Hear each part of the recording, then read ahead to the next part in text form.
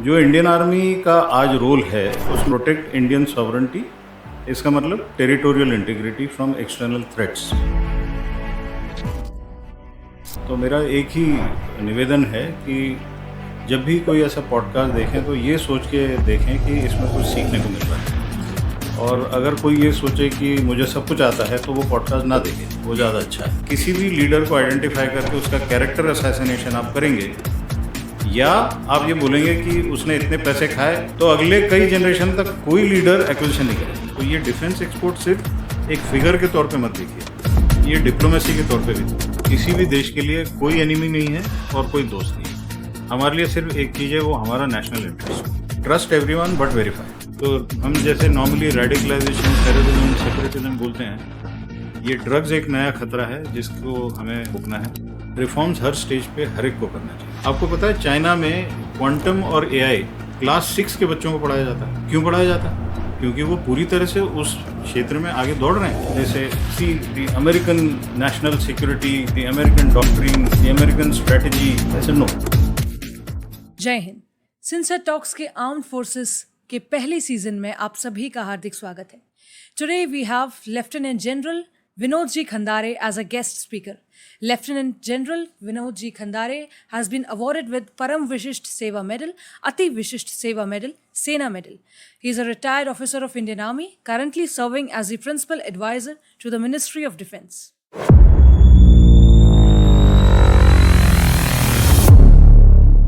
जय Hind sir, sincere talks में एक बार फिर से आपका बहुत बहुत स्वागत है। जय हिंद Unnati, how are you? I am absolutely fine, आप बताइए। बिल्कुल बढ़िया, हमेशा ही बढ़िया। सर, एक बार फिर से आप हमारे चैनल में हैं, ये हमारे लिए बहुत ही गर्व की बात है और मुझे बड़ी खुशी है आपको ये बताते हुए कि पिछली बार जब आप हमारे चैनल में आए तब आपके उस पॉडकास्ट को कई लोगों ने देखा, बहुत सराहा। हमें बहुत कहना चाहिए कि हमें एक मोटिवेशन मिला कि हम इसी सेगमेंट में और भी आगे काम करें। तो इसी का एक परिणाम है कि हम एक प्रॉपर डिफेंस सेगमेंट लेकर आए हैं जिसमें आप हमारे गेस्ट के रूप में। उन्नति, मुझे हमेशा लगता है कि जैसे आप लोग विद्यार्थी हैं, जिस तरह से युवा पीढ़ी है, और हम हमेशा कहते हैं कि भारत में युवाओं की संख्या बहुत ज़्यादा है जी। उन्हीं लोगों को अगर हम एम्पावर कर सकें नॉलेज से या विजडम से, तो हमारे देश की प्रगति और जल्दी होगी और ज़्यादा दिनों तक लास्ट करेगी। So, moving towards today's discussion, firstly, I would like to inform you that we have a viewer base of people coming from different backgrounds, and majority of them are students. So, it is quite obvious that some have their orientation and interest towards defense, while some are not much aware about it. So, in the beginning of this podcast, I would like you to please discuss about the basics of Indian Defence Services, separately about Indian Army, Navy, Air Force, and how they differ from each other and how they work in an integrated manner. ये थोड़ा एक लंबा जवाब होगा, लेकिन I think it is all right. Definitely. देखिए, पहली बात तो जो भी आपके व्यूअर्स हैं उसमें अलग अलग एज ग्रुप के होंगे, अलग सेगमेंट के होंगे। तो मेरा एक ही निवेदन है कि जब भी कोई ऐसा पॉडकास्ट देखें तो ये सोच के देखें कि इसमें कुछ सीखने को मिल रहा है जी। और अगर कोई ये सोचे कि मुझे सब कुछ आता है तो वो पॉडकास्ट ना देखे, वो ज़्यादा अच्छा है। लेकिन इंडियन डिफेंस सर्विसेज अगर हम देखें तो ये कोई भी भारत सरकार के जितने भी मंत्रालय हैं वो इंडियन कॉन्स्टिट्यूशन, संविधान में उनका उल्लेख है जी। तो जो हमारी नेशनल सॉवरेनिटी की प्रोटेक्शन है, एक्सटर्नल खतरों से बचाव के लिए इंडियन डिफेंस सर्विसेज, जिसमें Indian army, Indian navy, Indian air force, ये 3 मुख्य डिफेंस सर्विसेज हैं जी। अब कॉन्स्टिट्यूशन के बाद कुछ और चीज़ें आती हैं जिसमें 2 मुख्य डॉक्यूमेंट अगर आप मान के चलें तो allocation of business rules and transaction of business rules. इसमें ये क्लियर होता है कि कहाँ पे एमएचए का रोल ख़त्म होता है, कहाँ पे एमओडी का रोल शुरू होता है। ये तीनों सर्विसेज मिनिस्ट्री ऑफ डिफेंस के नीचे आती हैं। तो आपको एक मिनिस्टेरियल ओवरसाइट है जो कि किसी भी कॉन्स्टिट्यूशन के द्वारा डेमोक्रेटिक गवर्नमेंट में होता है कि this is a government of the people, elected by the people for the people. तो उसमें जो इलेक्टेड रिप्रेजेंटेटिव होते हैं जिनको रक्षा मंत्री कहा जाता है, और उनके नीचे रक्षा राज्य मंत्री 1, 2 जितने भी वो चाहें रख सकते हैं। और जो ब्यूरोक्रेटिक रोल होता है, ओवरसाइट होता है, वो आईएएस ऑफिसर्स के ज़रिए, और उनकी एक टीम होती है जिसको मिनिस्ट्री ऑफ डिफेंस में माना जाता है। जी। तो डिफेंस सेक्रेटरी होंगे। डिफेंस सेक्रेटरी के चार्टर में दिया है फॉर डिफेंस ऑफ इंडिया। तो वहाँ से एक स्ट्रेंथ मिलती है और सबको क्लियरली पता लग जाता है कि एलोकेशन ऑफ बिजनेस रूल में किसने क्या करना है, और ट्रांजैक्शन ऑफ बिजनेस रूल में ये होता है कैसे करना है। जी। तो ये एक सबसे पहले अगर अपेक्स लेवल पे हमें ये समझ में आ जाए तो ये ठीक है। इसके अलावा निर्णय कौन लेता है? निर्णय प्रधानमंत्री लेते हैं, क्योंकि वो इलेक्टेड रिप्रेजेंटेटिव हैं देश के, जी। और उनकी मदद के लिए कई मंत्री होते हैं। तो सिक्योरिटी से रिलेटेड, और सिक्योरिटी का मतलब यहाँ सिर्फ एक्सटर्नल नहीं है, एक्सटर्नल, इंटरनल और मल्टीपल लेवल्स पे है, जो कि हम आगे चल के उसको और देखेंगे। तो एक कैबिनेट कमेटी ऑन सिक्योरिटी होती है। कैबिनेट कमेटी ऑफ सिक्योरिटी में जो मुख्य मंत्री होते हैं प्रधानमंत्री जी के अलावा, उसमें एक्सटर्नल अफेयर्स मिनिस्टर होते हैं, मिनिस्टर ऑफ फाइनेंस होते हैं, मिनिस्टर ऑफ होम होते हैं, और मिनिस्टर ऑफ डिफेंस होते हैं। इनकी मदद के लिए, इनको एडवाइस करने के लिए नेशनल सिक्योरिटी एडवाइज़र भी होते हैं। उनकी मदद करने के लिए नेशनल सिक्योरिटी काउंसिल और नेशनल सिक्योरिटी काउंसिल सेक्रेटेरिएट भी होता है। तो एक ऐसा बढ़िया स्ट्रक्चर हमारे यहाँ बना हुआ है जिसमें सिर्फ आर्म्ड फोर्सेस के ऊपर ही जवाबदारी नहीं है, जी। जो इलेक्टेड रिप्रेजेंटेटिव्स हैं उनकी भी उतनी जवाबदारी है, और जिस तरह से हमारे ब्यूरोक्रेसी है, आईएएस और उनके टीम की भी जवाबदारी है। तो पहली चीज़ ये क्लियर हो जानी चाहिए। जी। उसके बाद हम जब आर्म्ड फोर्सेस को देखते हैं तो इंडियन आर्मी, ये इंडियन आर्मी 1947 में जिस तरह से हमारे अलग अलग प्रिंसली स्टेट्स एक साथ आए, जी। जिस तरह से ब्रिटिश जब छोड़ के गए, तो उनके आर्मी के जो एग्जिस्टिंग स्ट्रक्चर्स थे उसका एक एमालगमेशन हुआ, and all those of them who were brought together constituted what was to become the Indian Army. Like there were many kingdoms जिनकी उनकी आर्मी इसमें अमेलगमेट हुई। जैसे होलकर्स की जो आर्मी थी उसकी एक बटालियन हमारे यहाँ पे खड़ी हुई जो कुमाऊं रेजिमेंट में आई। सिंधियास की जो थी वो भी कुमाऊं रेजिमेंट में। इस तरह से अलग अलग कई, ट्रेवनकोर वाले मद्रास रेजिमेंट में आए, पटियाला वाले आए, बीकानेर स्टेट फोर्सेज आए। तो इस तरह से एक इंडियन आर्मी खड़ी हुई। जो इंडियन आर्मी का आज रोल है उसमें है कि टू प्रोटेक्ट इंडियन सॉवरेंटी, इसका मतलब territorial integrity from external threats. जी। अब एक्सटर्नल थ्रेट्स में हम लोग उसका एक एनालिसिस करते हैं हमेशा, periodically we keep doing an analysis of our threats. So उसमें जो परसेप्शंस हैं उसके मुताबिक, जो इवेंट्स हैं उसके मुताबिक ये देखा जाता है कि आपको इमीडिएट थ्रेट कहाँ से है, फ्यूचर थ्रेट कहाँ से है, और उसके हिसाब से हमारा फोर्स स्ट्रक्चरिंग और फोर्स इक्विपमेंट किया जाता है। कि अगर आपको threat is from the mountainous areas, across the mountainous area, then the equipment will have to be as per that, the training will have to be as per that, the locations of the units and formations will be as per that. उनके लिए infrastructure, roads, rail, airfields, helipads उस तरह से बनेगा। तो ये एक within the Indian army there is a lot of collaboration, cohesion, कि अगर हमें वेस्टर्न फ्रंट पे खतरा है तो वो प्लेन्स ऑफ पंजाब से है, या lower hills of Jammu Kashmir में है, या राजस्थान बॉर्डर में है। तो जो राजस्थान बॉर्डर में हमारी आर्मी यूनिट्स होंगी उनका इक्विपमेंट, उनके जैसे गाड़ियां हैं, गाड़ियां वो नहीं हो सकती जो माउंटेन्स में चलेंगी। तो इस तरह से इंडियन आर्मी अपने आप को इक्विप करती है, इसी तरह से अपने आप को ट्रेन करती है। हमारे यहाँ ट्रेनिंग सिस्टम में अलग अलग ट्रेनिंग एस्टेब्लिशमेंट्स हैं। सबसे पहले selection of personal eight lowest rank. तो मान लीजिए ऑफिसर्स एंड सबऑर्डिनेट रैंक्स में अगर देखा जाए तो हमारे जो जवान आते हैं वो रिक्रूट के लिए सिलेक्ट होते हैं। जी। तो पूरे देश भर में एक सिस्टम है जहाँ हर एक राज्य से, यहाँ पे कोई एक स्पेसिफिक राज्य के लिए फेवरेटिज्म नहीं होता है, हर एक राज्य के लिए एक प्रोपोर्शनेट कोटा बनता है। सर ना कोई रिजर्वेशन है? बिल्कुल रिजर्वेशन नहीं है, मेरिट पे है सारा कुछ। जी। और हर एक राज्य में जो मेल रिक्रूटेबल पॉपुलेशन, आज मेल है कल को वुमेन का भी होगा, तो उसमें जो यूथ है उसके एक परसेंटेज के हिसाब से, कि अगर वहाँ पे मेल रिक्रूटेबल पॉपुलेशन एक पर्टिकुलर परसेंटेज है तो उतना परसेंटेज इंडियन आर्मी में आएगा। उसके लिए बहुत कंपटीशन होता है, वेरी सीवियर कंपटीशन होता है। पहले के समय में ये होता था कि सिर्फ जो तंदुरुस्त होगा उसी को लिया जाएगा। आज सिचुएशन वो नहीं है। आपको तंदुरुस्ती के अलावा आपका एक एजुकेशन स्टैंडर्ड भी चाहिए, मेंटल अलर्टनेस भी आपको चाहिए, आपका आईक्यू लेवल भी टेस्ट होता है। जी।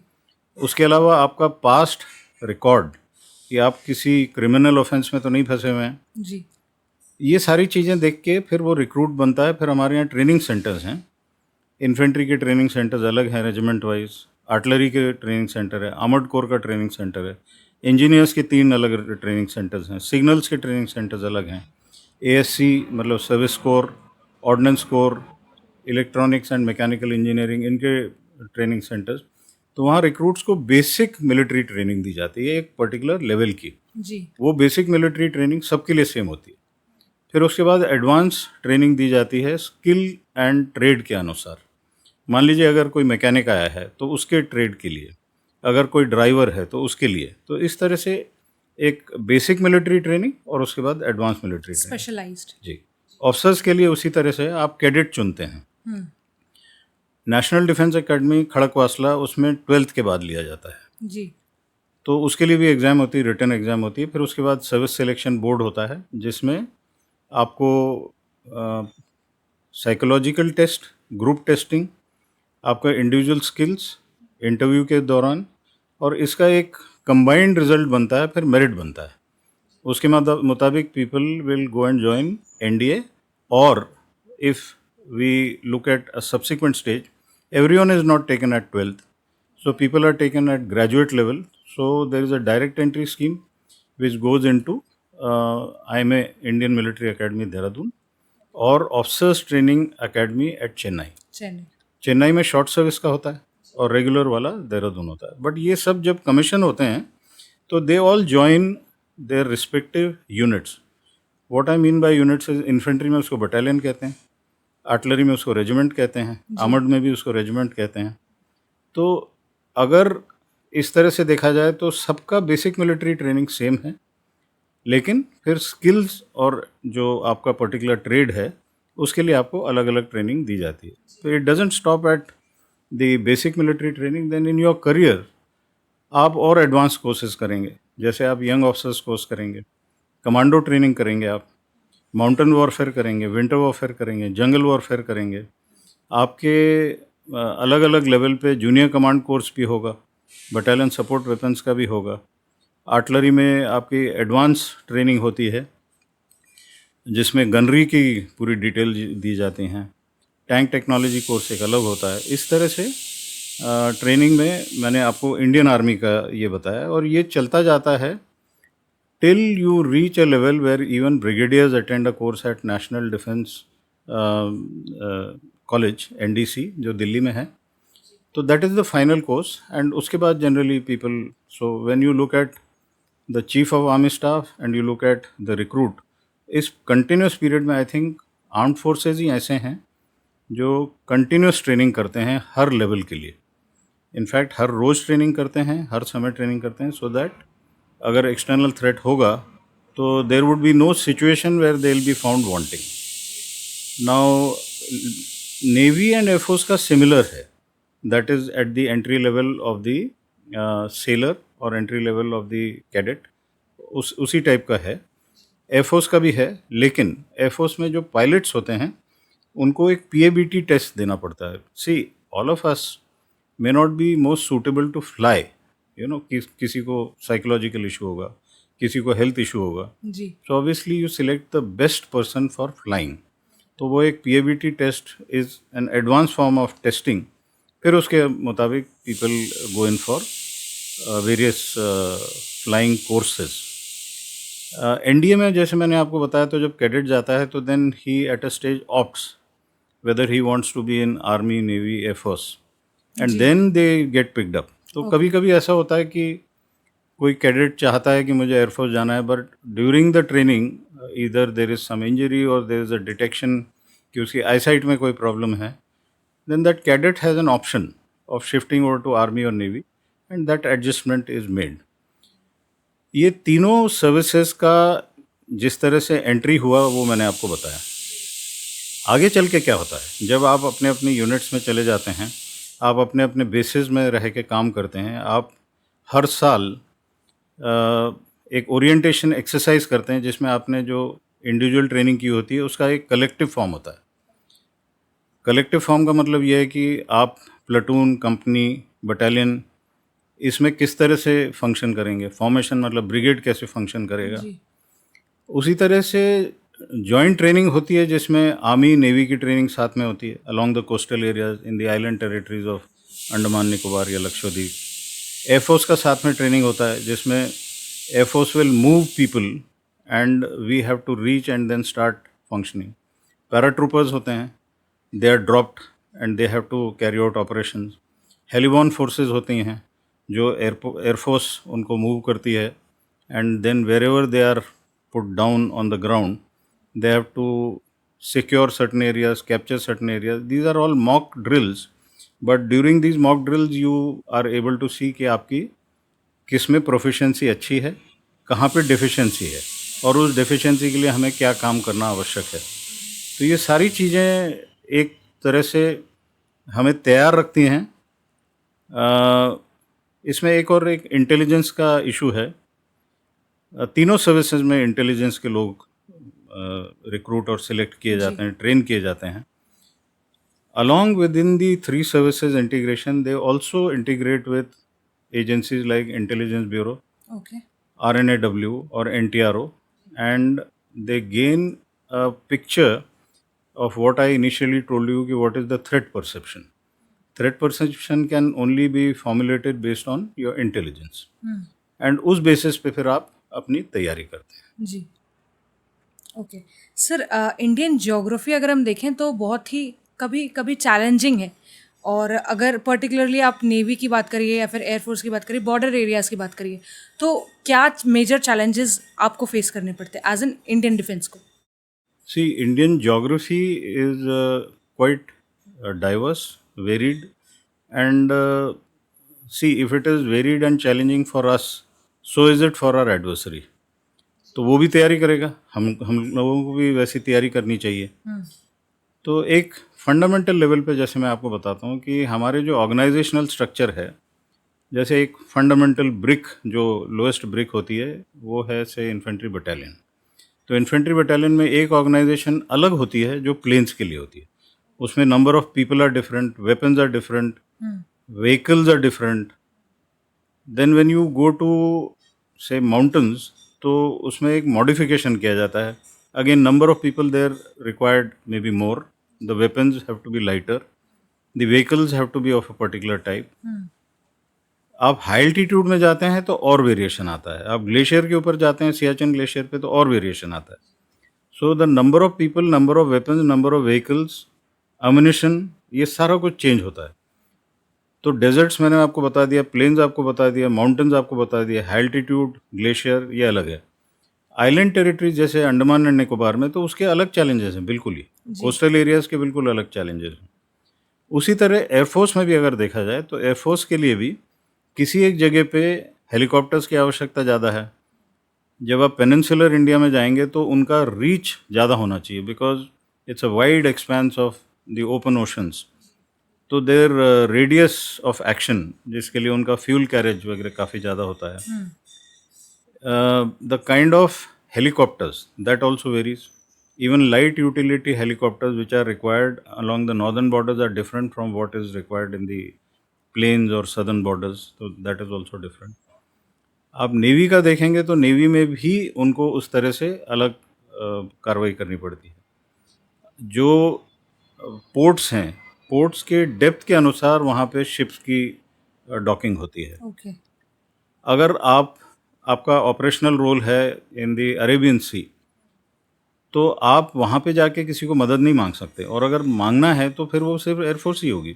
जी तो इसलिए उनके भी इक्विपमेंट प्रोफाइल में चेंजेस आते हैं। बड़ा जहाज, छोटा जहाज, जिसको कोस्टल सिक्योरिटी के आसपास या आइलैंड टेरिटरी के, उसका अलग एक तरीका होगा।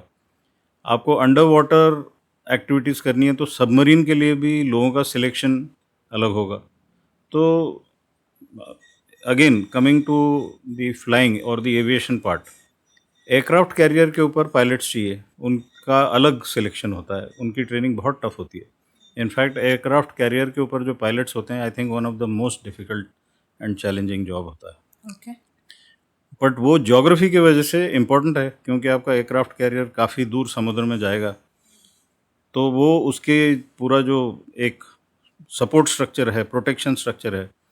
एयरक्राफ्ट कैरियर अकेला नहीं जाता है, उसके साथ बहुत सारे जहाज जाते हैं उसके जी प्रोटेक्शन के लिए भी। तो जोग्राफिकल चैलेंज एक वो भी है।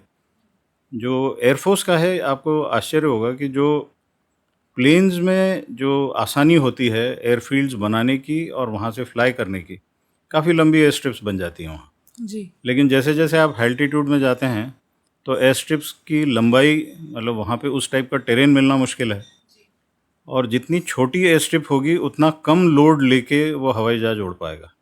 अच्छा तो या तो फिर आप प्लेन से उड़ें सामान लेके, तो आपका उतना duration of flying over the target area reduce हो जाता है। पर अगर आप एल्टीट्यूड के एयर स्ट्रिप से उड़ेंगे तो आप दूर तो जा सकते हैं, लेकिन आप लोड कम कैरी कर सकते हैं। तो these are all challenges for which it's not only technology, but it is also the human skill, the brilliance of our officers that we are able to overcome with a combination of technology and human brilliance. जी sir how these three wings works in an integrated manner. Okay, सबसे पहले entry level पे अगर आप देखिए तो NDA, national defence academy, वहाँ पे तीनों साथ में काम करते हैं।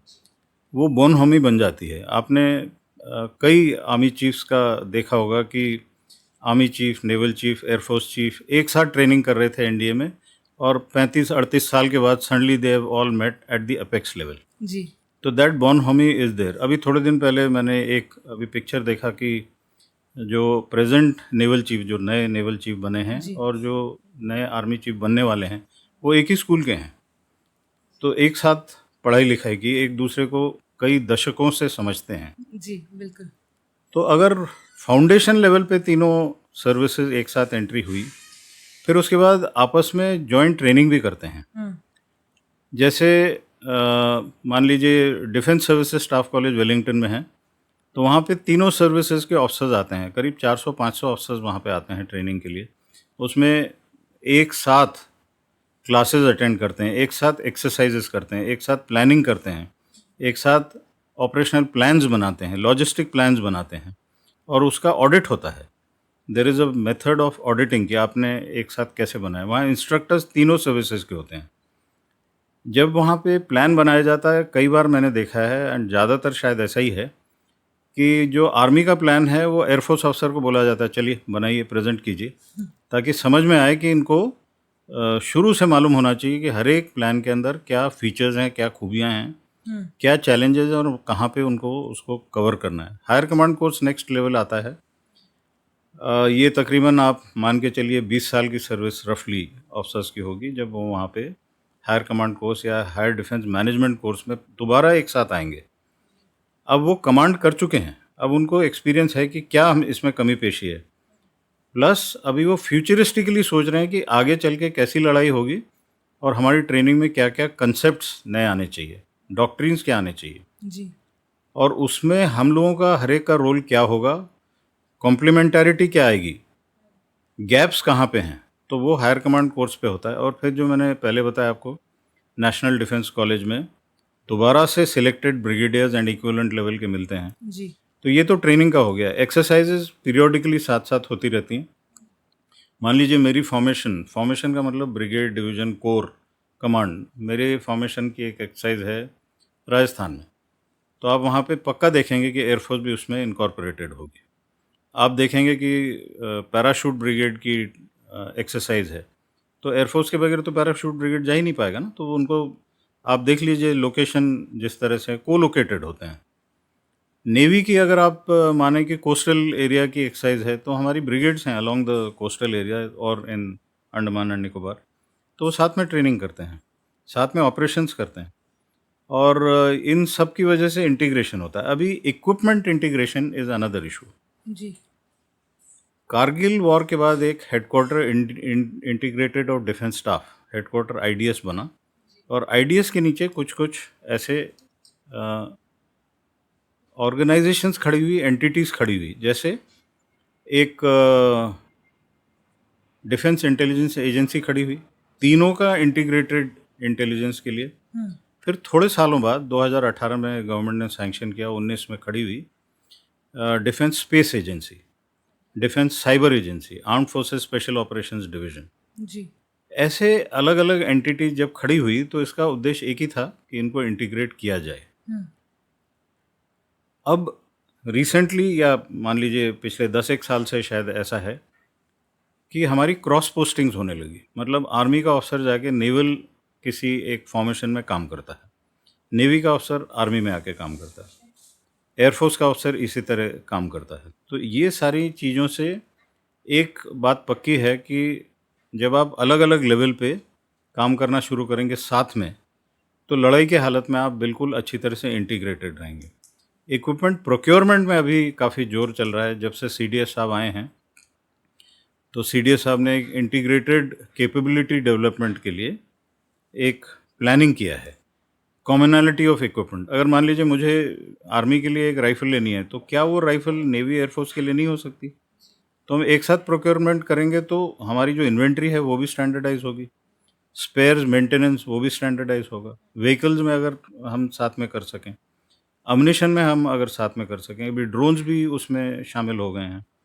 तो इक्विपमेंट प्रोक्योरमेंट वो भी एक हुआ है और रिसर्च एंड डेवलपमेंट में भी काफ़ी इंटीग्रेशन में काम चल रहा है। Okay. Sir, what are the different ranks in an ascending order? अच्छा, असेंडिंग ऑर्डर में आप अगर मैं सिर्फ आर्मी का आपको देता हूँ क्योंकि जी। वो उसके लेवल पे अगेन देखा जा सकता है। देखिए ये सारा कुछ ओपन सोर्स इंटरनेट पे भी है, लेकिन रफली जब कोई जवान आना चाहता है, एज ए जवान आना चाहता है, तो रिक्रूट लेवल से शुरू होता है। फिर वो या तो राइफलमैन बनता है या सिपाही बनता है या गनर बनता है Okay. या सवार बनता है, और उसके बाद या सैपर बनता है, और उसके बाद उसका नेक्स्ट प्रमोशन लाइक एक स्ट्राइप अगर आप देखते हैं तो उसको लांस नायक, अंग्रेज़ लोग उसको लांस कॉर्पोरल बोलते थे, हम लोग उसको लांस नायक बोलते हैं। जी। 2 स्ट्राइप्स वाला जो होगा तो उसको कॉर्पोरल अंग्रेज़ बोलते थे, हम उसको नायक बोलते हैं। Okay. हवलदार जो इक्विवेलेंट ऑफ सार्जेंट, और हवलदार के बाद फिर अपॉइंटमेंट्स के हिसाब से कंपनी क्वार्टर मास्टर हवलदार या कंपनी क्वार्टर मास्टर सार्जेंट इस टाइप का, या कंपनी हवलदार मेजर, ये होता है। फिर उसके बाद जेसीओ रैंक होते हैं। Okay. जेसीओ रैंक में नायब सूबेदार, सूबेदार, सूबेदार मेजर, जी। और अच्छा जो काम करते हैं सूबेदार मेजर्स, फिर वो ऑनरी लेफ्टिनेंट, ऑनरी कैप्टन भी बनते हैं। तो ये तो हो गया पूरा जवानों का एक स्ट्रक्चर। इसी तरह से नेवी और एयरफोर्स में भी है, उनके रैंक्स थोड़े अलग हैं, बट ये सब ओपन सोर्स में अवेलेबल है। ऑफिसर्स में पहले कैडेट के बाद सेकंड लेफ्टिनेंट बनते थे, अब वो सेकंड लेफ्टिनेंट नहीं है, अब सीधा लेफ्टिनेंट से फिर lieutenant captain, major, lieutenant colonel, colonel, brigadier, major general, lieutenant general and general. तो ये इसी तरह से एयरफोर्स में भी है, नेवी में भी है। ओके। सर, अगर हम लेफ्टिनेंट से शुरुआत करते हैं तो टॉप 2 और 3 रैंक्स पर पहुंचने के लिए क्या क्राइटेरियाज होते हैं या फिर कौन सी क्वालिटीज़ देखी जाती हैं मुख्य तौर पर? क्वालिटीज़ की बात जो है, तो क्वालिटी तो सबसे पहले टेस्ट हो जाती है आपके सिलेक्शन के टाइम पे ही, ओके। जिसको उसका एक क्राइटेरिया है जिसको कहते हैं ट्रेनेबिलिटी। हर एक व्यक्ति में एक क्वालिटी होनी चाहिए कि वो नई चीज़ एक्सेप्ट करे, अपने आप को चेंज करे, अपने आप को ढाले जिस ऑर्गेनाइजेशन में वो जा रहा है। तो जो साइकोलॉजिस्ट हैं वो चेक करते हैं कि भाई नेगेटिव ट्रेट्स हैं या स्प्लिट पर्सनैलिटी है या क्या प्रॉब्लम है इसके साइकोलॉजी में। जी। देखिए, आप जब क्वालिटीज़ की बात करते हैं ना, तो आप मान लीजिए आपको किसी जगह पे आपको काम करने वाला एक आदमी चाहिए, तो जैसे आर्मी में हम्म। फिज़िकल फिटनेस बहुत ज़रूरी है, आईक्यू लेवल भी एक लेवल का ज़रूरी है, पढ़ने लिखने की काबिलियत भी होना ज़रूरी है। तो अगर आप सिर्फ ये बोलें कि वो फिज़िकली बहुत फिट है, लेकिन फिर उसके बाद वो रडार नहीं चला पाएगा, नहीं जी। कंप्यूटर्स नहीं चला पाएगा, तो वो ट्रेनेबिलिटी के क्वालिटी के बेसिस पे जवानों में भी और कैडेट्स के लिए भी वो सबसे पहला लेवल है। हम्म। अब आपने लेफ्टिनेंट के beyond, lieutenant to captain, captain to major या major to lieutenant colonel, lieutenant to lieutenant colonel वाला ये जो प्रमोशन सिस्टम है, it is based on your performance and as per the number of years that you put into a particular rank. जी। तो जो जैसे lieutenant है, lieutenant एक बटालियन में या आर्टी रेजिमेंट में या आर्मर्ड कोर में या इंजीनियर रेजिमेंट में सबसे लोएस्ट लेवल ऑफिसर का माना जाता है, जो फाउंडेशन है। And we call these people young officers and we are very proud of them, because किसी भी लड़ाई में आप देख लीजिए, इट इज़ द प्लाटून और द कंपनी जिसमें सबसे आगे लेफ्टिनेंट्स, कैप्टन, मेजर्स ही चलते हैं। जी। आपने कई बार देखा होगा ऑपरेशन में पता लगता है कि कैप्टन मारा गया या बिल्कुल। मेजर मारा गया, because they are leading, Yes. They are not sitting behind. Maybe in other vocations, other profession, leadership role may be not from the front, maybe from behind, but यहाँ पे you have to lead from the front. तो ये quality देखी जाती है कि आप कितनी बोल्डनेस दिखाते हैं और कितनी बोल्डनेस विद सेंसिबिलिटी दिखाते हैं. Boldness without sensibility is being rash. At times you may require that, but generally you need logical people, you need people who have the courage to lead. उस समय जैसे कभी मुझे कल ही किसी एक young new entrant into one of the services, not armed forces but civil services, he told me कि सर मैं जब एसएसबी सिलेक्शन के लिए गया तो वहाँ पे मुझे लगा कि मैंने जवाब सही दिया था लेकिन मैं सिलेक्ट नहीं हुआ. जी. तो मैंने कहा आपने जवाब क्या दिया था? बोला सर उसमें जब वॉर था तो मैंने उसमें पीस लिख दिया. तो मैंने बोला नहीं, जब सिलेक्शन ऑफ यंग ऑफिसर्स होगा तो हम वॉर के साथ विक्ट्री अचीव करेंगे. बिल्कुल. तो क्वालिटी वहीं पे उस एक शब्द से आपकी मानसिकता या आपका सोचने का ढंग क्या है और हमें यंग ऑफिसर क्यों चाहिए. यंग ऑफिसर वहाँ जाके पीस की बात नहीं करेगा. He has to lead and ensure that we win. क्योंकि इस प्रोफेशन में there is no runner up, you are either a victor और यू आर अ वैंक्विश्ड. तो ये कुछ क्वालिटीज़ हैं जिसके तौर पे हम lieutenant to captain, captain to major, major to lieutenant colonel. Lieutenant colonel के बाद एक सिलेक्शन बोर्ड होता है. सिलेक्शन बोर्ड बहुत स्ट्रिंजेंट होता है. उसके आपके परफॉर्मेंसेस पूरे उसमें क्वांटिफाई करके 95 मार्क्स तक उसमें, उस 100 में से 95 मार्क्स आपके परफॉर्मेंस पे होते हैं. ओके. और हर साल की हर रिपोर्ट कंप्यूटराइज्ड और एक मेरिट जनरेट होता है, क्वांटिटेटिव मेरिट. उसके बेसिस पे आप अब कंपटीशन में हैं. अब यहाँ पे रिजर्वेशन तो पहली बात है नहीं, नहीं है. बिल्कुल. और दूसरी बात आप अपने कोर्समेट्स, अपने बैच के साथ compete कर रहे हैं. जी. तो right from the day you have been selected and you are now training, right up to the time that you face that selection board, आपको कंपटीशन में ही रहना है. और उसके अलावा आपके जो कंटिन्यूस कोर्सेज होते हैं उसके भी मार्क्स मिलते हैं. आपने अगर बहुत अच्छा काम किया जहाँ पे आपको कोई गैलेंट्री अवार्ड मिला, उसके भी मार्क्स होते हैं. जी. ये सब होने के बाद आपको वहाँ पे जो जिसको हम हाई टेबल बोलते हैं, जिसमें जो सिलेक्शन बोर्ड होता है, अलग अलग बोर्ड्स के लिए अलग अलग कॉम्पोजिशन होता है सिलेक्शन बोर्ड का. कहीं पे मेजर जनरल होंगे, कहीं लेफ्टिनेंट जनरल होंगे, तो कहीं पे आर्मी कमांडर्स होंगे, चीफ होंगे. तो वो फिर तय करते हैं कि भाई हमें इनको कितना मार्क्स देना है based on the performance and the calibre to hold higher ranks. जी. और फिर वो एक लिस्ट निकलती है. In higher ranks it has to be approved by the ministry, in slightly lower ranks it is approved by the chief. ये तीनों services में भी इसी तरह से होता है. जी. Sir, apart from these bodies, we also have other bodies like BSF, CRPF. तो इनकी क्या रिक्वायरमेंट है and how they differ from the rest three? देखिए, सबसे पहले तो other than these armed forces, जो बाकी की यूनिफॉर्म्ड सर्विसेज हैं, चाहे वो बीएसएफ है, सीआरपीएफ है, आईटीबीपी है, जी. सीआईएसएफ हैं, इंडियन रेलवे प्रोटेक्शन फोर्स भी एक है. इस तरह से ऐसे 6 सीएपीएफ्स हैं, सेंट्रल आर्म्ड पुलिस फोर्सेस. और इसके अलावा हर एक स्टेट में उनकी एक पुलिस फोर्स है. 28 स्टेट्स हैं तो 28 उनकी पुलिस फोर्स होंगी. इन सब का जो कंट्रोल है, मतलब जो 6 सीएपीएफ हैं, इनका कंट्रोल एमएचए के नीचे आता है, और जो स्टेट पुलिस हैं वो स्टेट गवर्नमेंट के नीचे आता है. तो जैसे मैंने आपको बताया, बाकी 3 का एमओडी के नीचे आता है, तो ये एमएचए 6 है. अब इसके अंदर उनका जो सिलेक्शन क्राइटेरिया है वो भी इसी तरह से होता है कि उनका भी लेवल कांस्टेबल से लेके ऊपर तक चलते जाता है. उनके यहाँ भी मान लीजिए बीएसएफ है, बीएसएफ में भी बटालियंस होती हैं. जी. बीएसएफ में मान लीजिए हमारा अगर एक पर्टिकुलर रैंक है, तो उस तरह से उनका भी एक कमांडिंग ऑफिसर होगा, उनका भी उसी तरह से एक डीआईजी पुलिस होगा, डीआईजी बीएसएफ होगा, आईजी बीएसएफ होगा, फिर डीजी बीएसएफ होगा. जी. आईटीबीपी में उसी तरह से ऊपर से अगर चलें तो डीजी से लेके इसी तरह से नीचे तक आते हैं. IPS officers are the ones who normally will be in command of the CAPF. उसी तरह से आईपीएस ऑफिसर्स, आईपीएस आपको पता है civil services entrance exam merit पे होगा। जी उन लोगों के ऑफिसर्स की training will be in Hyderabad. They also have combined capsule at Mussoorie along with the IAS and IFS जी ऑफिसर्स। तो उनके स्ट्रक्चर में भी इसी तरह से होता है। उनको दो तरह की ट्रेनिंग दी जाती है। जैसे आपको मैंने शुरू में बताया था कि कॉन्स्टिट्यूशन के मुताबिक रोल्स अलग अलग हैं। तो बीएसएफ या सीआरपीएफ, इन लोगों का रोल क्या है? It is not to fight against the external incursion और anything, but after Kargil war again the committee of experts, group of ministers, उन्होंने बोला था कि हर एक अलग जो बॉर्डर होगा उसके लिए एक अलग फोर्स होनी चाहिए। मान लीजिए जैसे पाकिस्तान के अगेंस्ट है तो पाकिस्तान बॉर्डर पे आपको बीएसएफ ही मिलेगी। जी कहीं पे वो बीएसएफ और आर्मी के साथ इंटीग्रेटेड होगा जो कि लाइन ऑफ कंट्रोल पे होगा।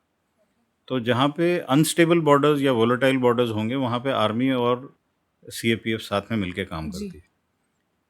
नॉर्दर्न बॉर्डर्स जो हम तिब्बत के साथ हम बोलते हैं उसको, तो वहाँ पे आईटीबीपी है, इंडो तिब्बतन बॉर्डर पुलिस, वो भी आर्मी के साथ मिलके काम करती है। लेकिन जहाँ पे सेटल्ड बॉर्डर्स हैं, जहाँ पे डिस्प्यूट्स नहीं हैं या इस तरह की डिस्प्यूट्स नहीं है कि जो मैनेज नहीं की जा सकती, तो वहाँ पे एक प्योरली सीएपीएफ होगा। जैसे बांग्लादेश बॉर्डर्स प्योरली वहाँ पे बीएसएफ ही होगी। जी अ, जो नेपाल और भूटान के साथ है वहाँ पे एसएसबी होती है, एक अलग फोर्स है वो पर्टिकुलरली उन्हीं बॉर्डर्स के लिए एक्सपर्टीज़ है, तो उनकी एक्सपर्टीज़ हो जाती है उस एरिया में। लेकिन जहाँ तक म्यांमार का सवाल है, वहाँ पे उस एरिया में असम राइफल्स है। असम राइफल का स्ट्रक्चर थोड़ा अलग है। असम राइफल में जो ट्रुप्स होते हैं वो असम राइफल के लिए ही रिक्रूट होते हैं। ज़्यादातर नॉर्थ ईस्ट के लोग होते हैं, लेकिन उसमें बाकी भी देश के लोगों को चांस मिलता है। तो काफ़ी आप गढ़वालीज़, बिहार के लोग, कुमाऊनीज़, उनको भी आप देखेंगे उसमें। जी रेडियो ऑपरेटर्स आपको ज़्यादातर साउथ इंडिया के मिलेंगे। ये एक तरह से बहुत ही बढ़िया एक फ़ोर्स है हमारे देश की। और उसमें जो ऑफ़िसरिंग होती है अप टू से लेफ्टिनेंट कर्नल रैंक, उसमें असम राइफल कैडर के भी ऑफ़िसर्स होते हैं, लेकिन बाकी ऑफ़िसर्स वो इंडियन आर्मी से जाते हैं। तो जो कमांडिंग ऑफ़िसर्स होते हैं, जो कंपनी कमांडर्स होते हैं, कई जगह पे सेकंड इन कमांड होते हैं, वो भी आर्मी ऑफ़िसर्स होते हैं। जी और जो उनके डीजी हैं, वो हमारे इंडियन आर्मी के एक लेफ्टिनेंट जनरल हैं, जनरल पीसी नायर। तो बहुत ही एक्सपर्ट हैं, उनको पूरे उनके लगातार टेन्योर नॉर्थ ईस्ट में रहे हैं, तो समझते हैं, वो म्यांमार लोगों की मेंटालिटी भी समझते हैं। जी तो जो बेस्ट है जवान वहाँ के हों, जो पूरे एक्सपर्ट्स हों, और जो ऑफिसर्स हैं जो कॉम्बैट रोल में एक्सपीरियंस्ड हों, जिन्होंने कश्मीर में भी बॉर्डर फेस किए हैं, चाइना के अगेंस्ट भी किए हैं, नॉर्थ ईस्ट में भी कंटिन्यूसली रहे हैं, तो वो ऑफिसरिंग असम राइफल में इंडियन आर्मी की होती है।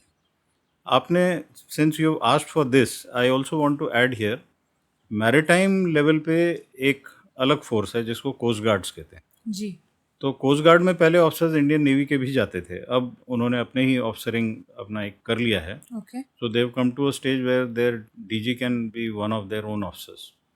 तो अभी उनकी ऑफिसरिंग प्योरली कोस्ट गार्ड्स के ऊपर है। कोस्ट गार्ड्स का रोल अलग है। कोस्ट गार्ड का रोल लिमिटेड रोल है, मतलब आपके टेरिटोरियल वाटर्स के लिए। हाँ ठीक है, उनको एक्सपीरियंस के लिए और एक्सक्लूसिव इकोनॉमिक जोन या बाकी देशों के साथ भी एक्सरसाइज का मौका मिलता है ताकि उनसे भी वो सीख सकें। लेकिन मैरीटाइम के लिए हमारे पास अभी कोस्ट गार्ड है, जिस तरह से लैंड बॉर्डर्स के लिए अलग अलग फोर्सेस। ओके सो मैं ये कहूँगी कि आपने एक बहुत ही बेहतरीन तरीके से एक नींव रख दी है हमारे आगे की डिस्कशन के लिए, और जो भी हमारे व्यूअर्स हैं, लिसनर्स हैं, उनके लिए ये बहुत ही फ़ायदे वाली बात होगी कि वो अब आगे जो भी हमारी चर्चा होगी उसे बहुत बेहतर तरीके से समझ पाएंगे। तो हम आगे बढ़ते हैं। Sir, we see that in the past few decades, there has been a great surge in the field of technological advancement. And now this is a global phenomena. It is no longer confined to any one or two leading nations. In fact, India is one of the key players in this thing. Now, when we talk about the future of warfare or even the present, this technological advancement is now a major threat for security. So tell us about how this technological advancement leads to cyber crime, cyber war, or technological warfare, or leakage of information. उन्नति इसमें ऐसा है कि जैसे आपने बोला कि technology becomes a big threat, Right. Let me say technology can become a big empowerment also. Okay. आपको खुद को टेक्नोलॉजिकली एम्पावर करना है और जैसे सिविल सोसाइटी में टेक्नोलॉजी की वजह से कोई उसका एक पॉजिटिव रोल करता है और पॉजिटिवली उसको for the good of Mankind use कर सकता है, for the good of the country by ensuring that nobody comes and attacks you, तो ये तो एक पॉजिटिव लुक हुआ। जी पर जैसे समाज में होता है, एक पॉजिटिव है तो एक नेगेटिव भी है, तो वहाँ पे आपने जैसे बोला साइबर वॉरफेयर, जी तो ये एक नेगेटिव हुआ। साइबर वॉरफेयर तो ठीक है, दो देशों के बीच में होगा, बट साइबर क्राइम भी तो है। हम्म, तो साइबर क्राइम के लिए तो कोई आर्म्ड फोर्सेस वाले नहीं चाहिए ना, साइबर क्राइम के जी लिए तो कोई और भी कर लेता है। बड़े बड़े ऑनलाइन फ्रॉड्स हो जाते हैं, आपके बैंक्स के लिए भी प्रॉब्लम हो जाती है। तो समाज में ये जितना सिविल में प्रॉब्लम होगा उतना ही मिलिट्री में भी होगा। तो वहाँ पे हमें एक चीज़ देखना है जिसको you can define as new wars और न्यू इरा वॉर्स। अब न्यू इरा वॉर्स में नॉट नेसेसरली कि आप कॉन्ट्रैक्ट वॉरफेयर में ही लड़ाई लड़ रहे हैं, जी टेक्नोलॉजी के बल पे आप कन्वेंशनल वॉर में भी अपनी ख्याति अर्जित कर सकते हैं, और you can do it in non contract warfare through being a hidden warrior working for your country possibly जी and creating a lot of problems for your adversary, like say 2007 2008 mein there's a small country known as Estonia. Somebody attacked them cyber wise and for 7 days they were absolutely paralyzed. The fingers were pointed towards Russia because they felt that Estonia had done something to hurt Russia. जी It could never be proved. What does it mean? That as per the new warfare, the norms and the way it is to be done, a country can be at war even without declaring war. Your adversary can attack you and still be deniable. I haven't done it. Attributability is not there. The war may not be across the border. It's a digital war. It's a digital world. The war can be, or the action can be launched from a third country or for the fourth country. जी You will not, never be able to trace कि ये किया किसने। तो जैसे आप technology की बात करते हैं कि आपको हर रोज़ पता लगता है कि thousands and lakhs of cyber attacks have taken place. जी ये तो चलेगा, ये लगातार चलेगा and we better be prepared for it. We cannot say that we cannot be posing to be innocent and to be weak and live on the sympathy of the world. You have to be strong. Yes So as you are strong in military hardware कि हमारे पास इतने tanks हैं, इतने fighter aircrafts हैं, उसी तरह से you need strength as per the new warfare which has come in with technology. You look at any country, a lot of money is spent on technology research and development, weaponizing of technology. Technology can be for good. आपका hydro electric project भी तो एक technology का ही था ना, electricity सबको मिला। बिल्कुल। लेकिन अगर साइबर अटैक होता है तो वो तो एक गलत तरीके से है। सही तरीके से भी हो सकता है। अगर आप लड़ाई लड़ रहे हैं किसी के अगेंस्ट और आप उसके टारगेट्स को साइबर से डाउन कर सकें तो आपकी जीत निश्चित है। तो आपको अपने वॉरियर्स को भी ट्रेन करना है और आपको समाज को भी ट्रेन करना है। साइबर में कोई यूनिफॉर्म्ड और नॉन यूनिफॉर्म टारगेट्स नहीं होते हैं। जिसके पास डिजिटल डिवाइस है, जो भी नेटवर्क है, चाहे वो सिविल है मिलिट्री है, वो वल्नरेबल होगा या उसको आप रोबस्ट कर सकते हैं। जी आपका अगर फाइनेंशियल स्ट्रक्चर है देश का तो वो भी तो वल्नरेबल होगा। वो जितने आप डिजिटाइज होते जाएंगे उतनी आपकी वल्नरेबिलिटी भी बढ़ती जाएगी। उतना आपको उसके लिए रिसर्च करके, अगर आप अपने आप को दुनिया का सॉफ्टवेयर जायंट कहते हैं तो आपको उस तरह से मजबूती भी लानी पड़ेगी। तो आपका भले ही वो कॉरपोरेट वर्ल्ड में कोई हो, इलेक्ट्रिसिटी ग्रिड संभालने वाला हो, वाटर ग्रिड संभालने वाला हो, सभी चीज़ आपकी अभी वल्नरेबल हैं टेक्नोलॉजी के मुताबिक। कोई दुनिया के किसी कोने में बैठ के आपके अगेंस्ट कर सकता है। चाइना का मैं एग्जांपल देता हूँ। चाइना में इतने सारे साइबर वॉरियर्स हैं जो स्टूडेंट्स हो सकते हैं, जो यूनिवर्सिटी में पढ़ने वाले या पढ़ाने वाले लोग हो सकते हैं, जो साइंटिस्ट हो सकते हैं। और जैसे ही उनको पता लगता है, कोई उनका एक मैकेनिज्म है, उस मैकेनिज्म के मुताबिक कि okay so and so country has spoken against us, वो सडनली साइबर वॉरियर्स का पेट्रियाटिज्म जागृत हो जाता है और वो उस कंट्री के पीछे पड़ जाते हैं। जी थोड़ी देर में आप देखिए कि वो उनकी वेबसाइट्स डिफेस हो जाती हैं, उनके डेटा की चोरी हो जाती है, रैंसमवेयर के तौर पे डिनायल ऑफ सर्विस हो जाता है। तो इसका एक ही तरीका है कि हमारे पूरे देश को टेक्नोलॉजिकली एम्पावर करना पड़ेगा। आप अगर सेल फ़ोन यूज़ कर रहे हैं तो आप अपने सेल फ़ोन को प्रोटेक्ट करने की काबिलियत रखिए। जी। अगर आप वहाँ सोचेंगे मुझे तो कोई नहीं अटैक करने वाला, ऐसा नहीं होगा। कभी भी न्यू टेक्नोलॉजी वॉर में weakest link has to be seen, weakest link has to be attacked, and through that weakest link you will get into the network, and through that network you will get to the most influential people in that country. तो इसलिए जो मेरी एक सलाह है कि पूरे देश में हर एक सिटीज़न को टेक्नोलॉजिकली लिटरेट होना चाहिए। जी। जितने फ्यूचर कमांडर्स हैं उनको टेक्नो कमांडर्स के तौर पे देखा जाना चाहिए, टेक्नो लीडर्स के तौर पे देखा जाना चाहिए, और टेक्नोलॉजी को लेके पहली बात अपने आप को प्रोटेक्ट कीजिए, वीकनेस मत दिखाइए, जी। और दूसरी बात दूसरे की वीकनेस देखिए और उसको एक्सप्लॉइट कीजिए। Sir, as you talked about China, which is our neighbor country, so is India right now well equipped with these technological advancement, and are we able to combat with technological warfare? देखिए हुआ ये technology में China was in a way blessed because Americans looked at China as a counter or a counterbalance to Russia, USSR then. जी। तो early 70s से उन लोगों ने they started wooing China. China was nowhere in the early 70s as regards their economic strength or technological strength. Technologically, USA was number one and USSR was number two. So USA started equipping China with all the technology and training their human capital to be useful for technology driving. हमारे यहाँ पे early 70 से select group of people were only technologically empowered. Why am I saying technologically empowered? आप देखिए विक्रम साराभाई या अब्दुल कलाम, आप देख लीजिए होमी भाभा, जी। these were the few names.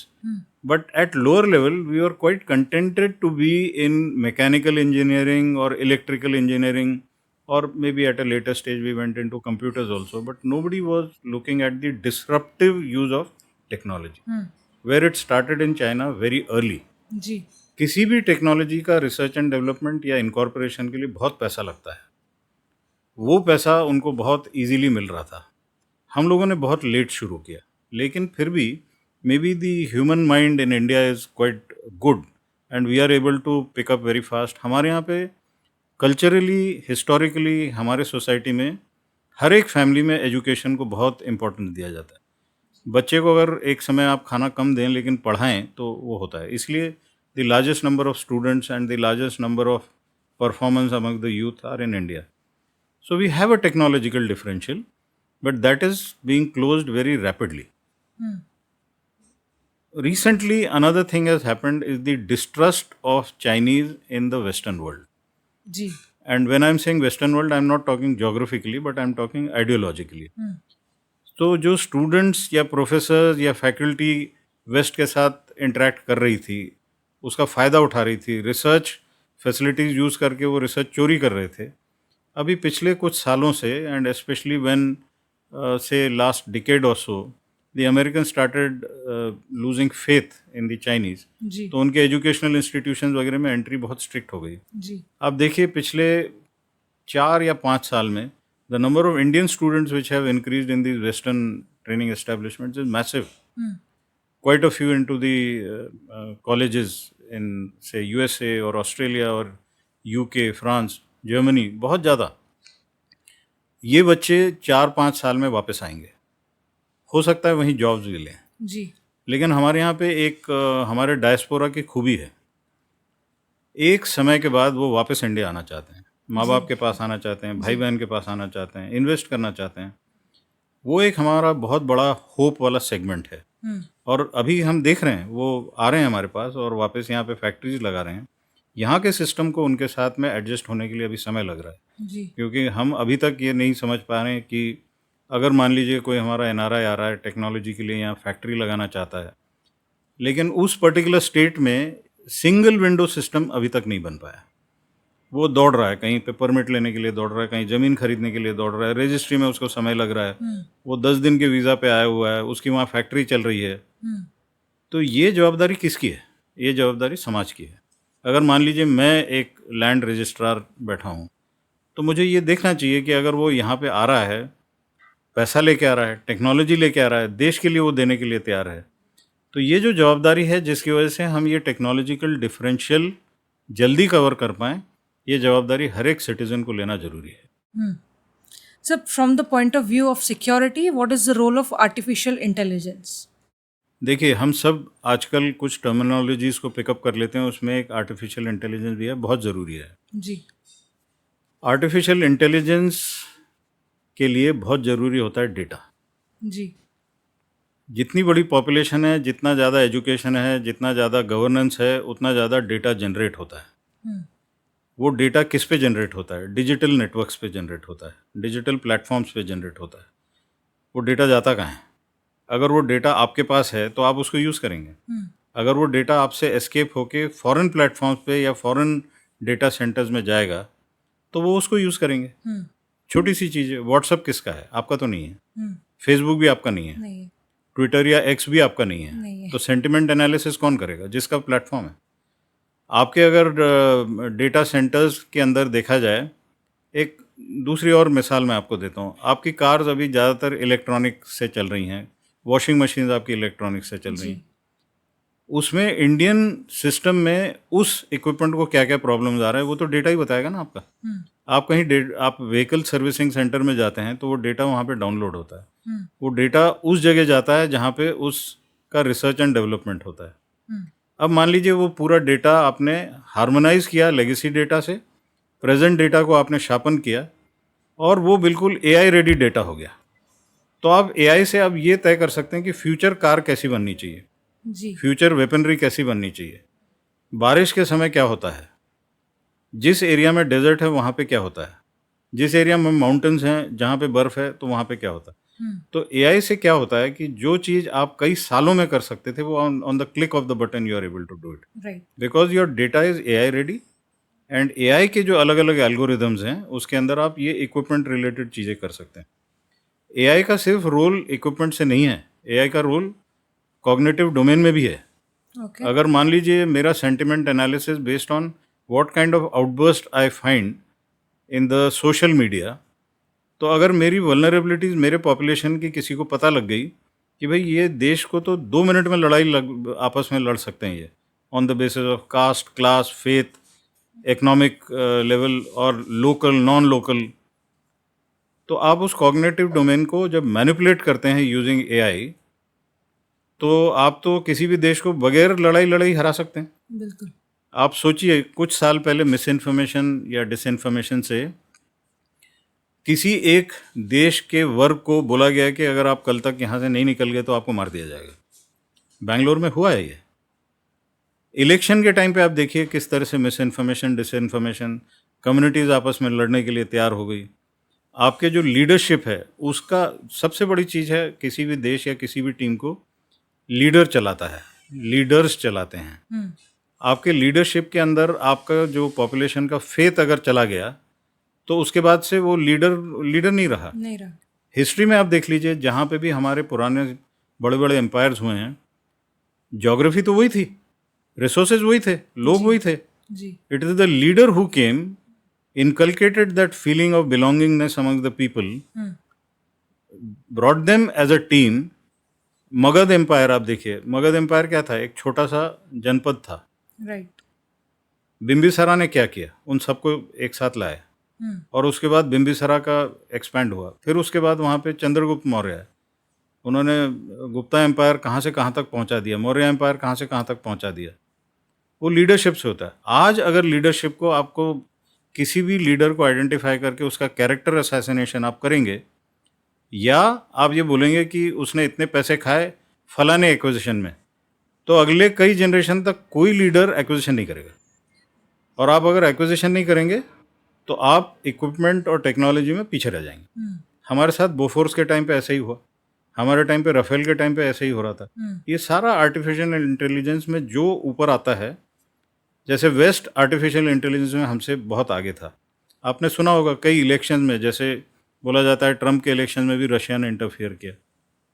तो ये तो पूरा दुनिया का एक सिस्टम बन गया है जी। तो एआई आप जितना परफेक्ट करेंगे उतना जल्दी आप अपने आप को भी मजबूत कर सकते हैं और सामने वाले को भी कमज़ोर कर सकते हैं। जी। Okay. Sir, internet these days is a very powerful tool for creating different ideological streams, and social media algorithm works in a manner where the viewers are provided with the content which they are willing to see. Now, ये एक major drawback भी है, कारण कि कई बार internet लोगों को अधूरी जानकारी देता है, गलत जानकारी देता है, या फिर बहुत बायस्ड इन्फॉर्मेशन देता है, जिसके बेसिस पे लोगों या फिर एक इन जनरल व्यू में बोलूँ मैं तो जो यूथ होता है भारत का, वो एक तरफ ही मुड़ जाता है और उनका ओरिएंटेशन एक तरफ हो जाता है, या फिर वो शॉर्ट टेम्पर्ड बन जाते हैं, एक्सट्रीम माइंडसेट की तरफ चले जाते हैं.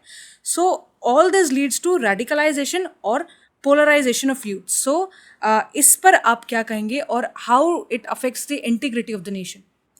देखिए, इंटरनेट एक रियलिटी है, जी. आप रियलिटी से मुड़ नहीं सकते. इंटरनेट के बेसिस पे देश भी चल रहे हैं. इंटरनेट के बेसिस पे आजकल तो प्राइम मिनिस्टर्स भी अनाउंस कर देते हैं एक ट्वीट करके. तो ये एक रियलिटी है. आपको जी. डिजिटल एज में रहना है, आपको डिजिटल एज में सिक्योर रहना है, प्रॉस्पेरस होना है. तो ये जितने भी आपने वल्नरेबिलिटीज़ बताई, ये रियलिटी है.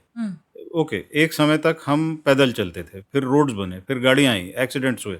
हमने चलना बंद नहीं किया, हमने सेफगार्ड्स लाए, हमने नॉर्म्स प्रोटोकॉल्स इस तरह से बनाए कि सब बाईं तरफ चलेंगे. स्पीड लिमिट हमने बना दी. आपने ये बोल दिया कि अंडर एज बच्चे गाड़ी नहीं चला सकते, आप अल्कोहल के साथ गाड़ी नहीं चला. तो ये क्या था? एक फिजिकल हाईवे से अब हम डिजिटल हाईवे पे आ गए हैं. डिजिटल हाईवे पे आप अगर ये बोलें कि ओहो ये तो प्रॉब्लम है तो हम इसको यूज़ ही नहीं करेंगे, तो ये नेगेटिव थॉट है. मैं अगर हाईवे के ऊपर गाड़ी से नहीं जाऊंगा तो ठीक है, मैं पहुंचूंगा 4 दिन बाद, तब तक काम खत्म हो चुका होगा. ये एक रियलिटी है. इसके लिए हम लोगों को सबको एक मेथडोलॉजी अपनानी है. तो इसीलिए आपने जब देखा होगा कि चंद एक देश हैं वो डेटा सिक्योर हैं, डेटा सॉवरेन हैं. ओके. अब जैसे यूएसए का इंटरनेट है तो सारा कुछ उन्हीं का है. लेकिन चाइना ने क्या किया? उन्होंने एक फायरवॉल बना दी. उन्होंने बोला बाहर से हम इसको इंटरफेरेंस नहीं होने देंगे. जी. रशिया का खुद का एक सिस्टम है.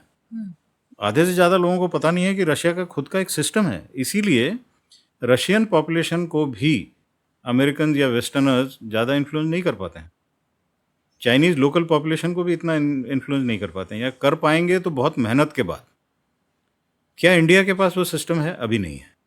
तो इंडिया में आज की तारीख में टेक्नोलॉजिकली अगर हमारे पास वो सिस्टम नहीं है, फायरवॉल्स का, नेशन वाइड नहीं है, लेकिन एंटिटी वाइज है. हर एक एंटिटी अपने आप को बचाव करने के लिए कुछ ना कुछ सिस्टम बनाता है. टेक्नोलॉजिकल सिस्टम भी बनाता है और फिजिकल भी बनाता है, जिसमें आप एक तरीका बनाते हैं, प्रोटोकॉल बनाते हैं कि आप इन वेबसाइट्स को विजिट नहीं करेंगे. ऑफिसेज में है हमारा, जो मिनिस्ट्रीज़ में भी, वो भी एक तरीका है कि आप ये सस्पेक्टेड साइट्स पे नहीं जाएंगे. आपको अगर कोई एक कॉल इस नंबर से आता है तो आप नहीं लेंगे. तो आपने क्या किया? आपने उसी के अंदर एक तरीका ढूंढने की कोशिश की. साथ ही साथ रिसर्च एंड डेवलपमेंट में आप अपना एक ऑपरेटिंग सिस्टम बनाने की कोशिश कर रहे हैं, ताकि आप वेस्टर्न ऑपरेटिंग सिस्टम या किसी भी ऑपरेटिंग सिस्टम पे डिपेंडेंट नहीं होंगे. सैटेलाइट्स में देख लीजिए, आप सैटेलाइट्स में जो जीपीएस है वो सभी यूज़ करते हैं, मैप्स में सभी यूज़ करते हैं. जी. मुझे प्लेस ए से प्लेस बी जाना है तो पुराने ज़माने में तो मैं याद रखता था तीसरा लेफ्ट टर्न, अब तो नहीं करता हूँ, मैं सीधा मैप यूज़ करता हूँ. इस पर्टिकुलर सिस्टम को भी हाईजैक किया जा सकता है, मैप्स को भी चेंज किया जा सकता है. तो खतरा तो है. बिल्कुल. उसी तरह से अगर मैं किसी के डेटाबेस को कैप्चर करूं और डेटा पॉइजनिंग करूं, तो उसके तो पूरे डिसीजन ही गलत हो जाएंगे ना. तो ये खतरे हैं. अब इन खतरों में जो आपने अलग अलग चीज़ें बताई कि कैसे लोग पोलराइजेशन की तरफ चले जाते हैं, रेडिकलाइजेशन की तरफ चले जाते हैं, ये होगा. इन्फॉर्मेशन है, ये नॉलेज नहीं है. जिस समय हमारी पॉपुलेशन इन्फॉर्मेशन और नॉलेज में फ़र्क करना सीख जाएगी, तो उस समय पोलराइजेशन, रेडिकलाइजेशन, सेपरेटिज्म, टेररिज्म, इसमें कमी आएगी. बिल्कुल. अगर मान लीजिए किसी ने आज एक इन्फॉर्मेशन दी है कि इन्फॉर्मेशन ये है कि फ़लानी जगह पे दंगा हो गया है, लोगों ने आपस में मारकाट कर दी, और उसको देख के मैं अपने एरिया में भी यही शुरू कर दूं, तो मैंने तो मिस इन्फॉर्मेशन और डिसइन्फॉर्मेशन का विक्टिम मैं बना हूँ. लेकिन अगर वहाँ पे मेरे पास एक बुद्धि है और एक धैर्य है, विवेक है, कि मैं पहले चेक करूं कि ये एक्चुअली हुआ है क्या, तो ये क्या है? ये एक स्ट्रेटेजिक कल्चर है कि हमें हर इन्फॉर्मेशन पे बिलीव या डिसबिलीव करने की आवश्यकता नहीं है. वेरिफिकेशन करना है। तो एक और कहावत है छोटी सी, ट्रस्ट एवरीवन बट वेरीफाई। जी। मेरे दोस्त ने मुझे बताया, मैं उसको ट्रस्ट करता हूँ, मेरा दोस्त है वो, लेकिन वेरिफिकेशन भी तो आवश्यक है ना। बिल्कुल। मेरी वेरिफिकेशन करने की एक्टिविटी से मैं उस पर डिस्ट्रस्ट नहीं कर रहा हूँ, लेकिन ये करने के बाद मैं उसको बता सकता हूँ कि भाई ये आपने जो बताया था ना ये गलत है, आपको किसने बताया, उससे ज़रा पूछना उसको किसने बताया। तो आप ये रिवर्स चेन जब चलाते हैं, तो जब इंटरनेट पे हम फंक्शन करेंगे तो कुछ तो रूल्स रेगुलेशंस भी होंगे और कुछ जो रूल्स रेगुलेशंस नहीं हैं बट एक सामाजिक व्यवस्था है, उसको नॉर्म्स कहा जाता है। आप उन नॉर्म्स को फॉलो करें। और हमारे यहाँ बहुत अच्छा सिस्टम है, हमारे यहाँ एक फैमिली सिस्टम है, हमारे यहाँ एल्डर्स को रिस्पेक्ट करने वाला सिस्टम है। मान लीजिए किसी ने हमें एक मिस इन्फॉर्मेशन दी है, डिस इन्फॉर्मेशन दी है, उसको मैं वेरीफाई कर सकता हूँ, मैं अपने बड़े भाई से पूछ सकता हूँ। Basically sir grass root level पर ही हम उसको डील कर सकते हैं। बिल्कुल। और इसमें एक चीज़ ध्यान से देखिए, misinformation can be what is known as the Chinese whisper. मैंने आपको कुछ बताया, आपने कुछ किसी को बताया, वो by the time it reaches me वो मिस इन्फॉर्म हो जाता है। राइट। लेकिन डिसइन्फॉर्मेशन वो है जिसमें जानबूझ के डाला जाता है ताकि लड़ाई लगाई जाए। इसलिए मैं इन दोनों टर्म्स को कंटिन्यूसली साथ में यूज़ कर रहा हूँ कि दोनों से नुकसान होगा। जी। लेकिन misinformation can be because of our ignorance, okay. Because of possibly leakage of various elements of that message. लेकिन डिसइन्फॉर्मेशन तो बिल्कुल सॉलिड एजेंडा आएगा कि आपके देश में दंगे भड़काने हैं। इंटेंशनल। बिल्कुल ठीक है। आपको इस चीज़ से, इंटरनेट रहेगा, आप इंटरनेट को बैन नहीं कर सकते। इंटरनेट ग्लोबल है, आपका बैनिंग लोकल है। यहाँ पे आपका लोकल काम नहीं करेगा। यहाँ पे आपको और स्पीड से अपने आप को प्रोफिशिएंट बनाना है कि मिस इन्फॉर्मेशन और डिसइन्फॉर्मेशन से आप इन गलतियों से छुटकारा पा सकें। ओके सर, आज के समय में भारत के लिए फ्रेंडली नेशंस कौन से हैं और एनिमी नेशंस कौन से हैं? एक चीज़ जान लीजिए, किसी भी देश के लिए कोई एनिमी नहीं है और कोई दोस्त नहीं है। हमारे लिए सिर्फ एक चीज़ है, वो हमारा नेशनल इंटरेस्ट। कौटिल्य और चंद्रगुप्त का आपने इक्वेशन जाना है। कौटिल्य उनके गुरु थे, चंद्रगुप्त वही करते थे जो, और किस तरह से करते थे, इनका डायलॉग होता था। कौटिल्य उनको बोलते थे कि आप इस तरह से करिए, देश का फायदा होगा, राज्य का फायदा होगा। चंद्रगुप्त उनसे चर्चा करते थे। हमारे यहाँ हिस्टोरिकली ये चर्चा बहुत आवश्यक है और हम लोग ये करते थे। भगवद गीता आप लोगों ने पढ़ी होगी, नहीं पढ़ी होगी तो आप जरूर पढ़िए। भगवद गीता में कृष्ण जो बता रहे हैं, आदेश नहीं दे रहे हैं, चर्चा कर रहे हैं जी। सलाह दे रहे हैं कि पार्थ आप अगर इस तरह से करेंगे तो ऐसा होगा, ऐसा मुझे लगता है। राइट। डिसीजन फाइनली उसी पे छोड़ रहे हैं।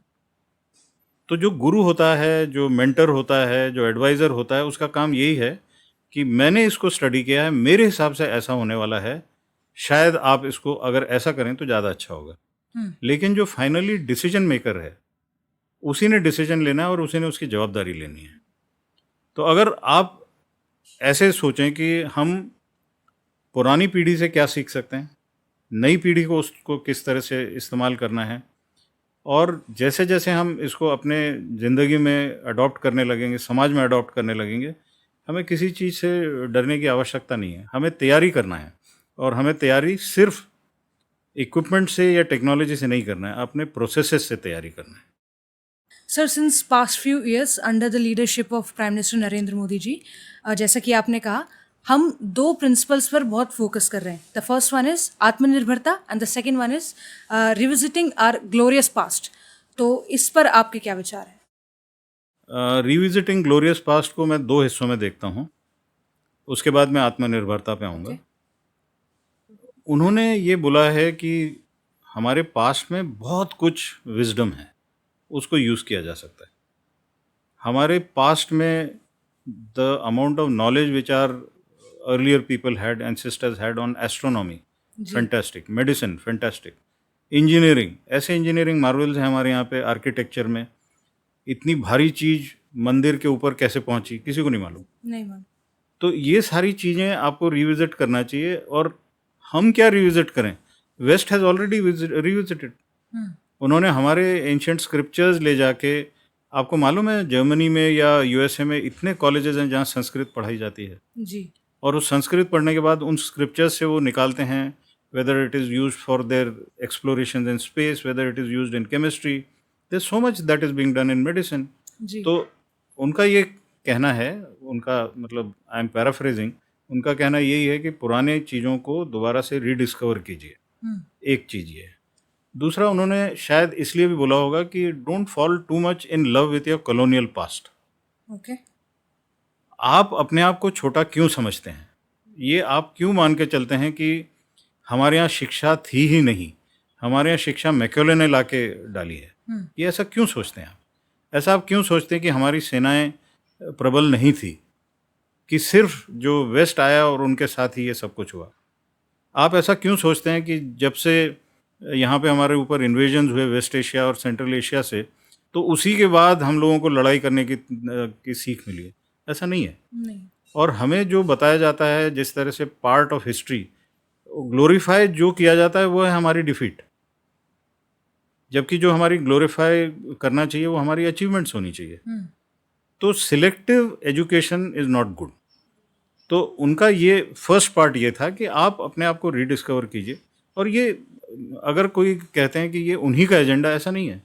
मैं जब छोटा था उस समय मुझे मालूम है कि हमारे आर्मी में, पुलिस में, और मैंने ये सुना है उस समय, वर्ड ऑफ कमांड जो दिया जाता है, जो आज सावधान विश्राम बोला जाता है, ये भी इंग्लिश में होता था, स्टैंडर्ड इज एंड अटेंशन। जी. तो उस समय से धीरे धीरे चेंज होने लगा।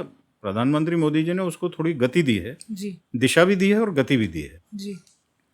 अब आत्मनिर्भरता वाली बात जो है, ये भी आप देखिए, कोई भी देश अगर सिर्फ प्रिंसिपल ऑफ ग्लोबलाइजेशन पे टिकना चाहेगा और चाहेगा कि मुझे जो भी चीज़ चाहिए बाहर से कोई ना कोई मुझे दे देगा या मैं कहीं से खरीद लूँगा, नॉर्मल इकोनॉमिक्स में ये सही है, उसमें कोई गलत नहीं है।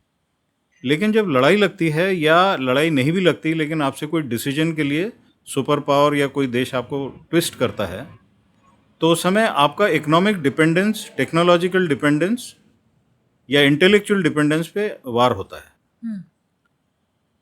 अगर आपकी लड़ाई लगी और आपको पता लगा कि आपके एडवर्सरी पाकिस्तान को दूसरे देशों ने पैटर्न टैंक दिया, सेबर जेट्स दिए, आपके पास तो कुछ नहीं था। आपने तो इनहेरिट किया था एक नैट, जिसको हम बाद में हमने नाम ही चेंज किया, अजीत। प्लेन तो वही था। Okay. बाकी देश पाकिस्तान को दिए जा रहे थे। चाइना अपने आप इक्विप हो रहा था with American capital, Russian technology, American technology, लेकिन हमारे पास तो देने वाला ऐसा कोई नहीं था। और जब भी कोई आपको कोई टेक्नोलॉजी देगा, आपको लगता है कि उसके पास जो टेक्नोलॉजी उससे ज़्यादा अच्छी देगा? नहीं.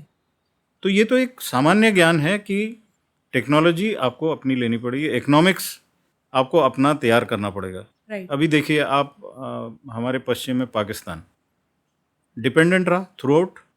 आज उनके अर्थशास्त्र, आर्थिक व्यवस्था की क्या हालत है? बस इंतज़ार कर रहे हैं कि IMF अगला एक फंड रिलीज कर दे, चाइना कुछ दे दे, जी. मतलब सब कोई उनको दे दे। Dependency. डिपेंडेंस। तो आत्मनिर्भरता का मतलब क्या है? ये एक और थोड़ी सी मिथ है कि निर्भरता मतलब मैं कुछ भी बाहर से नहीं लूँगा, ऐसा नहीं है।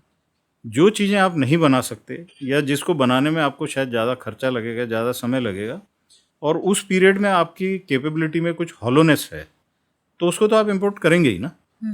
लेकिन साथ ही साथ आप रिसर्च करेंगे, आप इनोवेशंस करेंगे, आप इंडिजनाइजेशन करेंगे। और मोदी जी यही कहते हैं कि आप अपने पाँव पे खड़ा होना सीखिए। क्या क्या आपकी मजबूतियां हैं उसको और मजबूत कीजिए, जो कमज़ोरियां हैं उसको कवर कीजिए, और देखिए कि जितना जल्दी आप अपने पाँव पे खड़ा हो सके। जैसे कि कोविड में हुआ, जब वैक्सीन देने की बारी आई, तो हमें कौन देने वाला था वैक्सीन? देने वाला कोई नहीं था, हमें बेचने वाले थे, और मनमाने दामों पे बेचने वाले थे। हमारी पॉपुलेशन इतनी ज़्यादा है, हमारी कितनी कैजुअलिटीज़ होनी थी, और हमने जो अपनी वैक्सीन डेवलप की उससे हम काफ़ी हद तक जो मेजर ट्रेजेडीज़ थी उससे हम बच सके। जी. जो आत्मनिर्भरता की बात है वो इंडस्ट्रियलाइजेशन में भी है, रिसर्च डेवलपमेंट में भी है। अभी आत्मनिर्भरता में आप देख लीजिए, स्पेस रिलेटेड हम अपने अभी सैटेलाइट्स खुद लॉन्च कर रहे हैं। रीयूजेबल व्हीकल हमने बना लिया, छोटे सैटेलाइट्स, बड़े सैटेलाइट्स, पेलोड्स, ये सब हम अपने आप कर रहे हैं। लेकिन उसमें कोई चीज़ें ऐसी होंगी जिसके लिए हम अभी कुछ समय तक के लिए बाकी देशों पर डिपेंडेंट होंगे। लेकिन इसका मतलब क्या है? जो हमारे अलग अलग जो चेयरमैन हुए हैं इसरो के, वो जैसे ही रिटायर होते हैं वो बाहर आके दोबारा स्टार्टअप्स को गाइड करने लग जाते हैं। जी. मेरे जैसा व्यक्ति भी स्टार्टअप्स को गाइड करने लग जाता है। जी. क्यों गाइड करना है? वो हमारे बच्चे हैं, उन्होंने उनके फ्यूचर के लिए कुछ हासिल करना है। मेरे जनरेशन की जवाबदारी है कि मेरे फ्यूचर जनरेशन के लिए मैं कुछ अच्छा छोड़ के जाऊँ। तो इसलिए ये अभी सबको साथ में मिलके काम करना है ताकि आत्मनिर्भर हम जल्दी से जल्दी हो सके। सर, अगर हम आत्मनिर्भरता में और मजबूती की बात करें या फिर इसी क्षेत्र में हम आउट ऑफ द बॉक्स सोचें, तो export is one of the aspect. So Indian exports in military terms क्या स्टेटस है अभी हमारा? अच्छा, अभी आप देखिए, मैं तकरीबन 2014 का एक फिगर इसलिए लेना चाहता हूँ क्योंकि एक बेंचमार्क है। राइट। अगर उससे पहले करूँ तो और भी बेंचमार्क बड़ा हो जाएगा। बट तकरीबन 600 करोड़ का हम एक्सपोर्ट करते थे, डिफेंस एक्सपोर्ट्स। ओके। जनवरी में राजनाथ सिंह जी ने, जो हमारे रक्षा मंत्री हैं, आदरणीय रक्षा मंत्री, उन्होंने अनाउंस किया कि हमने 21,000 करोड़, कहाँ 600 करोड़, कहाँ 21,000 करोड़, आप फ़र्क देख सकते हैं। और क्योंकि पूरा उसके बाद उद्देश्य ये था कि पहले हम, पता नहीं किस वजह से, हम बड़ा गर्व महसूस करते थे कि हम दुनिया के सबसे बड़े आर्म्स इंपोर्टर हैं। उसमें गर्व करने की क्या बात थी? मुझे तो नहीं लगता कि उसमें कोई गर्व किया जाए। बिल्कुल।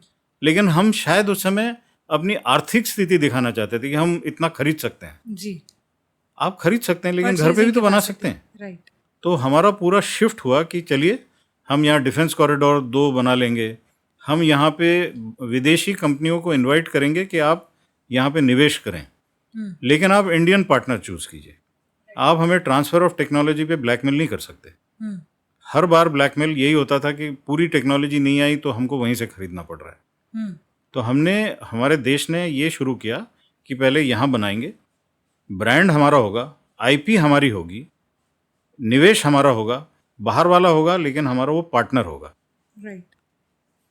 इस तरह से मिलजुल के हम अपना प्रोडक्ट बनाना शुरू करेंगे और उसके बाद हम विदेश में देंगे। 2 सबसे अच्छे एग्जाम्पल जिसमें हैं ब्रह्मोस और AK-203। बिल्कुल। तो इन दोनों एग्जाम्पल को अलग से देखिए। ब्रह्मोस हमने और रशिया ने मिलके एक कंपनी के साथ यहाँ बनाया और अब उसका विदेश में निर्यात हो रहा है। जी। तो सक्सेसफुल मॉडल ये है बिकॉज ये जॉइंट वेंचर है। जी। दूसरा वाला AK-203 भी हमने रशिया के साथ मिलके एक कंपनी बनाई, IRRPL, ओके। और उससे हम अभी जो हथियार बना रहे हैं वो हमारे आर्मी, नेवी, एयरफोर्स में यूज़ होगी। जी। तकरीबन अगले 10 साल में हमारे सारे AK-203 पे हथियार आ जाएंगे। उसके बाद हमने क्या करना है? वो फैक्ट्री को बंद तो नहीं करेंगे ना। जी। तो इसलिए हमें निर्यात करना आवश्यक है। जी। आप पाकिस्तान को देखिए, उनके ऑर्डिनेंस फैक्ट्री से बहुत ज़्यादा निर्यात होता है। और निर्यात क्यों होता है? क्योंकि वो पैसे कमाते हैं। अभी ये यूक्रेन वाली लड़ाई में भी पाकिस्तान बोल नहीं रहा है, लेकिन पाकिस्तान आर्म्स एक्सपोर्ट कर रहा है, यूक्रेन को एक्सपोर्ट कर रहा है, थ्रू थर्ड कंट्री एक्सपोर्ट कर रहा है। तो किसी भी देश की आर्थिक स्थिति को मजबूत करने के लिए जो डिफेंस हार्डवेयर होता है उसको एक्सपोर्ट करने से रैपिड प्रोग्रेस होता है। जी। अभी थोड़े ही दिनों पहले आदरणीय राजनाथ सिंह जी ने फिर बोला कि अब हम 21,000 करोड़ पे रुकने वाले नहीं हैं, हम 50,000 करोड़ का फिगर लेंगे। जी। कब तक के लिए? हाँ, अभी वो आने वाले कुछ सालों में अभी ये इसकी प्लानिंग होगी कि हम पहले 21,000 करोड़ जो हमारा प्लान था वो 36,000 करोड़ के हिसाब से बेंचमार्क था। ओके। अभी 36,000 करोड़ वाला आसानी से मिल जाएगा। जी। तो हम अपना गोल पोस्ट आगे बढ़ा रहे हैं। जी। हम रुकेंगे नहीं। ये नहीं कि हम मुंबई पहुंच गए तो हम वहाँ आराम कर रहे हैं। जी। हम मुंबई के बाद अगला डेस्टिनेशन ढूंढ रहे हैं। राइट। तो ये 50,000 करोड़ वाला भी उसी तरह से आगे डेस्टिनेशन देखा जा रहा है। और इसके लिए 2 चीज़ें होती हैं, छोटी चीज़ें और बड़ी चीज़ें। कंपोनेंट्स तो हम वैसे ही एक्सपोर्ट कर रहे हैं। इजराइल, USA, UK, फ्रांस, ये हमारे यहाँ से कंपोनेंट्स लेके जाते हैं। जी। हमारे यहाँ कंपोनेंट्स हैदराबाद में, बेंगलोर में, चेन्नई में, पूना में, गुड़गांव में बनते हैं। जी। और वो कंपोनेंट्स लेके जाते हैं। अब हम पूरा सिस्टम उनको देना चाह रहे हैं और वो सिस्टम जैसे ब्रह्मोस है, पूरा एक सिस्टम है। उनको देने के बाद कोई भी सिस्टम 1 साल या 2 साल में रिप्लेस नहीं होता है, 20-30 साल तक चलता है। जी। तो उस समय तक आप उनको मेंटेन भी करेंगे, उनका रिपेयर भी करेंगे, अपग्रेड भी करेंगे, तो आपका एक रिलेशनशिप उनसे बन जाता है। तो ये डिफेंस एक्सपोर्ट सिर्फ एक फिगर के तौर पे मत देखिए, ये डिप्लोमेसी के तौर पे भी देखिए। राइट। जैसे रशिया ने अगर हमें पूरा इक्विपमेंट दिया तो आज भी हमारे साथ उनका रिलेशनशिप अच्छा क्यों है? कि जब भी ज़रूरत पड़ती है वो दौड़ के आते हैं। बिल्कुल। तो जो निर्यात है वो निर्यात आपके संबंध भी बेहतर बनाता है। बिल्कुल। और अगर वो हम और बढ़ा पाए, कहाँ पे हम अगर वो बढ़ा पाए, अफ्रीका में, लैटिन अमेरिका में, रेस्ट ऑफ एशिया में, जैसे फिलीपींस हमने देखा, इंडोनेशिया भी मांगना चाहता है, मलेशिया भी मांगना चाहता है, तो उन लोगों की रिक्वायरमेंट हमारी रिक्वायरमेंट्स थोड़ी सी अलग होगी। हमारा बहुत बड़ा देश है, हमें शायद रेंज बहुत ज़्यादा चाहिए, पिनाका की रेंज बहुत ज़्यादा चाहिए। राइट। उतनी रेंज अफ्रीका के किसी देश को चाहिए नहीं होगी, उस रेंज में तो वो दूसरा दुश्मन भी पार हो जाएगा। तो उसके लिए बिल्कुल। आपको रीस्ट्रक्चर करना पड़ता है उनके लिए। तो ये चीज़ें हमें अपने एक्सपोर्ट्स के लिए बढ़ानी है। जी। सर, हम इस डिस्कशन को आगे लेते हैं। वर्तमान में जो हमारी रक्षा नीति है, भविष्य में क्या वो उतनी ही कारगर रहेगी या फिर हमें कुछ रिफॉर्म्स की ज़रूरत है? रिफॉर्म्स हर स्टेज पे हर एक को करना चाहिए। मेरा कहने का मतलब ये है, अगर मैंने एक पॉलिसी बनाई, क्या वो पॉलिसी फ्यूचर के लिए वैसी ही रहेगी? दुनिया चेंज होती है, हालात चेंज होते हैं, देश आपका चेंज होता है। राइट। आप एक छोटी सी चीज़ देख लीजिए ना, आपने कॉन्स्टिट्यूशन बनाया, 1950 में अडॉप्ट किया, पिछले 75-77 साल में तो आपने 105 उसमें अमेंडमेंट्स कर दिए। अमेंडमेंट्स कर दी। क्यों अमेंडमेंट्स किए? क्योंकि परिस्थिति बदलती है। परिस्थिति के अलावा आपको भी महसूस होता है कि आपकी पॉलिसी अपग्रेड होना आवश्यक है। आप एजुकेशन देख लीजिए, आपने एजुकेशन में एक करिकुलम बनाया, क्या आपने उसको स्टैटिक रखा? आपने उसको पॉलिसी में चेंज किया, आपने उसमें ऐड किया, आपने उसमें टेक्नोलॉजी ऐड की। आपको पता है चाइना में क्वांटम और एआई क्लास 6 के बच्चों को पढ़ाया जाता है। ओह, क्यों पढ़ाया जाता है? क्योंकि वो पूरी तरह से उस क्षेत्र में आगे दौड़ रहे हैं। बिल्कुल। अगर उनको उस क्षेत्र में दौड़ना है तो क्या वो बोलेंगे कि नहीं, पहले आप 12वीं कीजिए, फिर उसके बाद आप ग्रेजुएशन कीजिए, फिर एक एंट्रेंस एग्ज़ाम होगी, फिर आपको इंजीनियरिंग कॉलेज में एडमिशन देंगे? तो वो जो वर्क फोर्स का एक एस्टिमेटेड कंट्रीब्यूशन टाइम होता है, वो तो रिड्यूस होगा ना।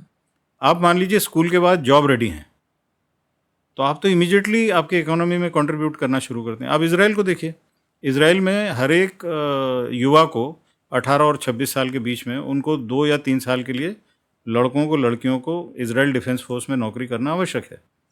तो उन्होंने क्या किया, बेसिक स्कूलिंग की, उसके बाद वो जॉब में गए। कौन सा जॉब? Security related. वहाँ से बाहर निकले, एज अ यूज़र ही और शी नोज़ कि हमने जो इक्विपमेंट यूज़ किया उसमें ये कमी है, उसको उन्होंने इनोवेट किया, तो उनका कंट्रीब्यूशन शुरू हो गया एकदम से। तो उसी तरह से हमारी रक्षा नीति में भी समय समय पे हमें बदलाव करना पड़ेगा। हमने वैसे ही काफ़ी बदलाव किए हैं। जैसे मैं आपको शुरू में बता रहा था, जिस तरह से हमारे ऑफिसर्स एंट्री होती थी, पहले सिर्फ एनडीए और इमरजेंसी कमीशन थी, फिर हमने उसमें डायरेक्ट एंट्री शामिल की, फिर हमने उसमें technology entry, technical entry scheme शामिल की। तो इनटेक भी हमने चेंज किया। आगे चल के हो सकता है हम डेटा एनालिस्ट, डेटा साइंटिस्ट लेना शुरू कर दें। आगे हो सकता है हम टेक्नोलॉजी के लिए एक अलग ही कंप्लीट ब्रांच बना दें, उनके प्रमोशन प्रोस्पेक्ट्स अलग कर दें।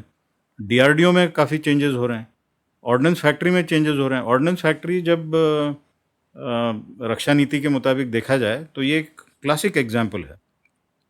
जब हम 1947 में आज़ाद हुए तो प्रधानमंत्री नेहरू जी थे, उनको एक ऐसा लगता था कि क्योंकि भारत किसी का दुश्मन नहीं है तो भारत को कोई अटैक नहीं करेगा, ऐसा उनका एक मानना था।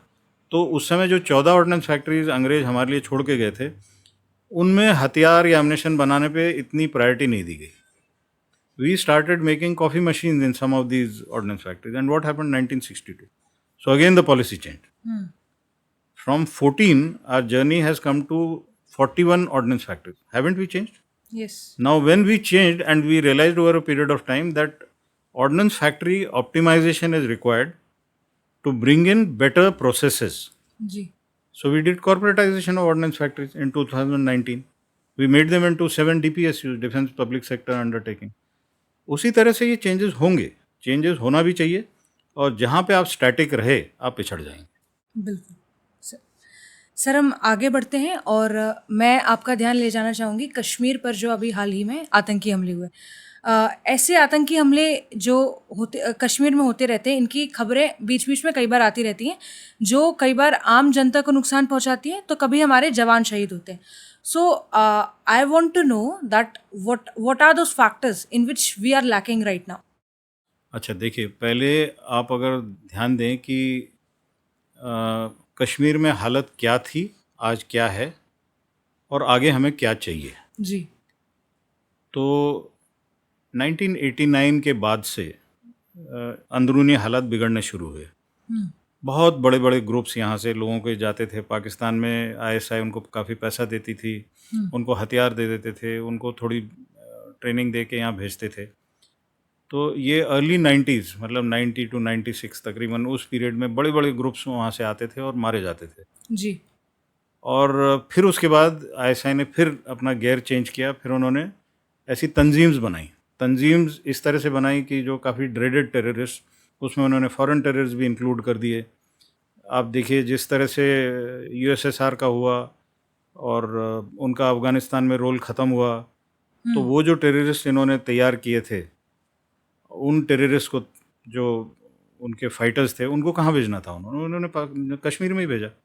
तो Kashmir went through a lot of turmoil and turbulence, and the generations of Kashmir who were born in the early 90s and beyond have only seen a culture of curfews, Right. cordon and search, agitations. जी। ये agitation वाला भी ISI ने pickup किया। जिस तरह से Palestine में इंतिफादा का एजिटेशन होता था, उन्होंने लाके यहाँ पे लेट 2000 एंड कंप्लीट 2010 टू 16 इस तरह से किया कि छोटे छोटे बच्चों को उतार देते थे, लड़कियों को उतार देते थे पत्थर मारने के लिए। जी। अब हमारा जो सोल्जर है उसके पास हथियार है, सीआरपीएफ का सोल्जर है उसके पास भी हथियार है। क्या आप उन छोटे बच्चों को मारेंगे? नहीं मारेंगे। नहीं मारेंगे। तो so much of tolerance and so much of acceptance of this nonsense was suffered by the armed forces and the security forces, so to say. लेकिन इस पेशेंस की वजह से धीरे धीरे एक रियलाइजेशन हुआ कि ये लॉ एंड ऑर्डर प्रॉब्लम नहीं है, इसमें there is a constitutional problem. Okay. और फिर आर्टिकल 370 को हटाया गया, जो कि एक गवर्नमेंट का बिल्कुल सही निर्णय था। जी।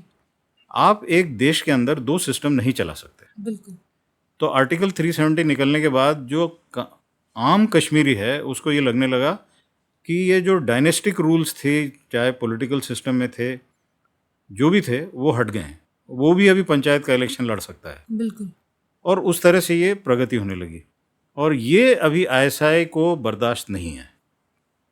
आप देखिए आपके पश्चिम में जो जनरल आसिफ मुनीर हैं, उनके चीफ हैं, इनकी जड़ आईएसआई में है। ये ऐसे ही नहीं बने हैं चीफ, ये कुछ समय तक आईएसआई में थे। ओके। और आईएसआई का जो ग्रूमिंग होता है, प्लानिंग होता है, ट्रेनिंग होता है, वो इसी तरह से होता है कि ब्लीड बाय 1000 कट्स। ओके। तो ब्लीड बाय 1000 कट्स में ये टेररिज्म शामिल है, सेपरेटिज्म शामिल है, रेडिकलाइजेशन शामिल है। जी। ये सारे टूल्स वो कंटिन्यूसली यूज़ करते रहेंगे। हमारे में क्या कमी है ये आपने बोला है, तो हमारे में कमी अभी एक ही है कि हमें इंटेलिजेंस और ऑपरेशन और सब साथ में मिलकर ऑपरेट करने वाला सिस्टम दोबारा से रिवाइटलाइज करना पड़ेगा। हम ये नहीं मान सकते कि आर्टिकल 370 निकलना ही फाइनल सोल्यूशन था।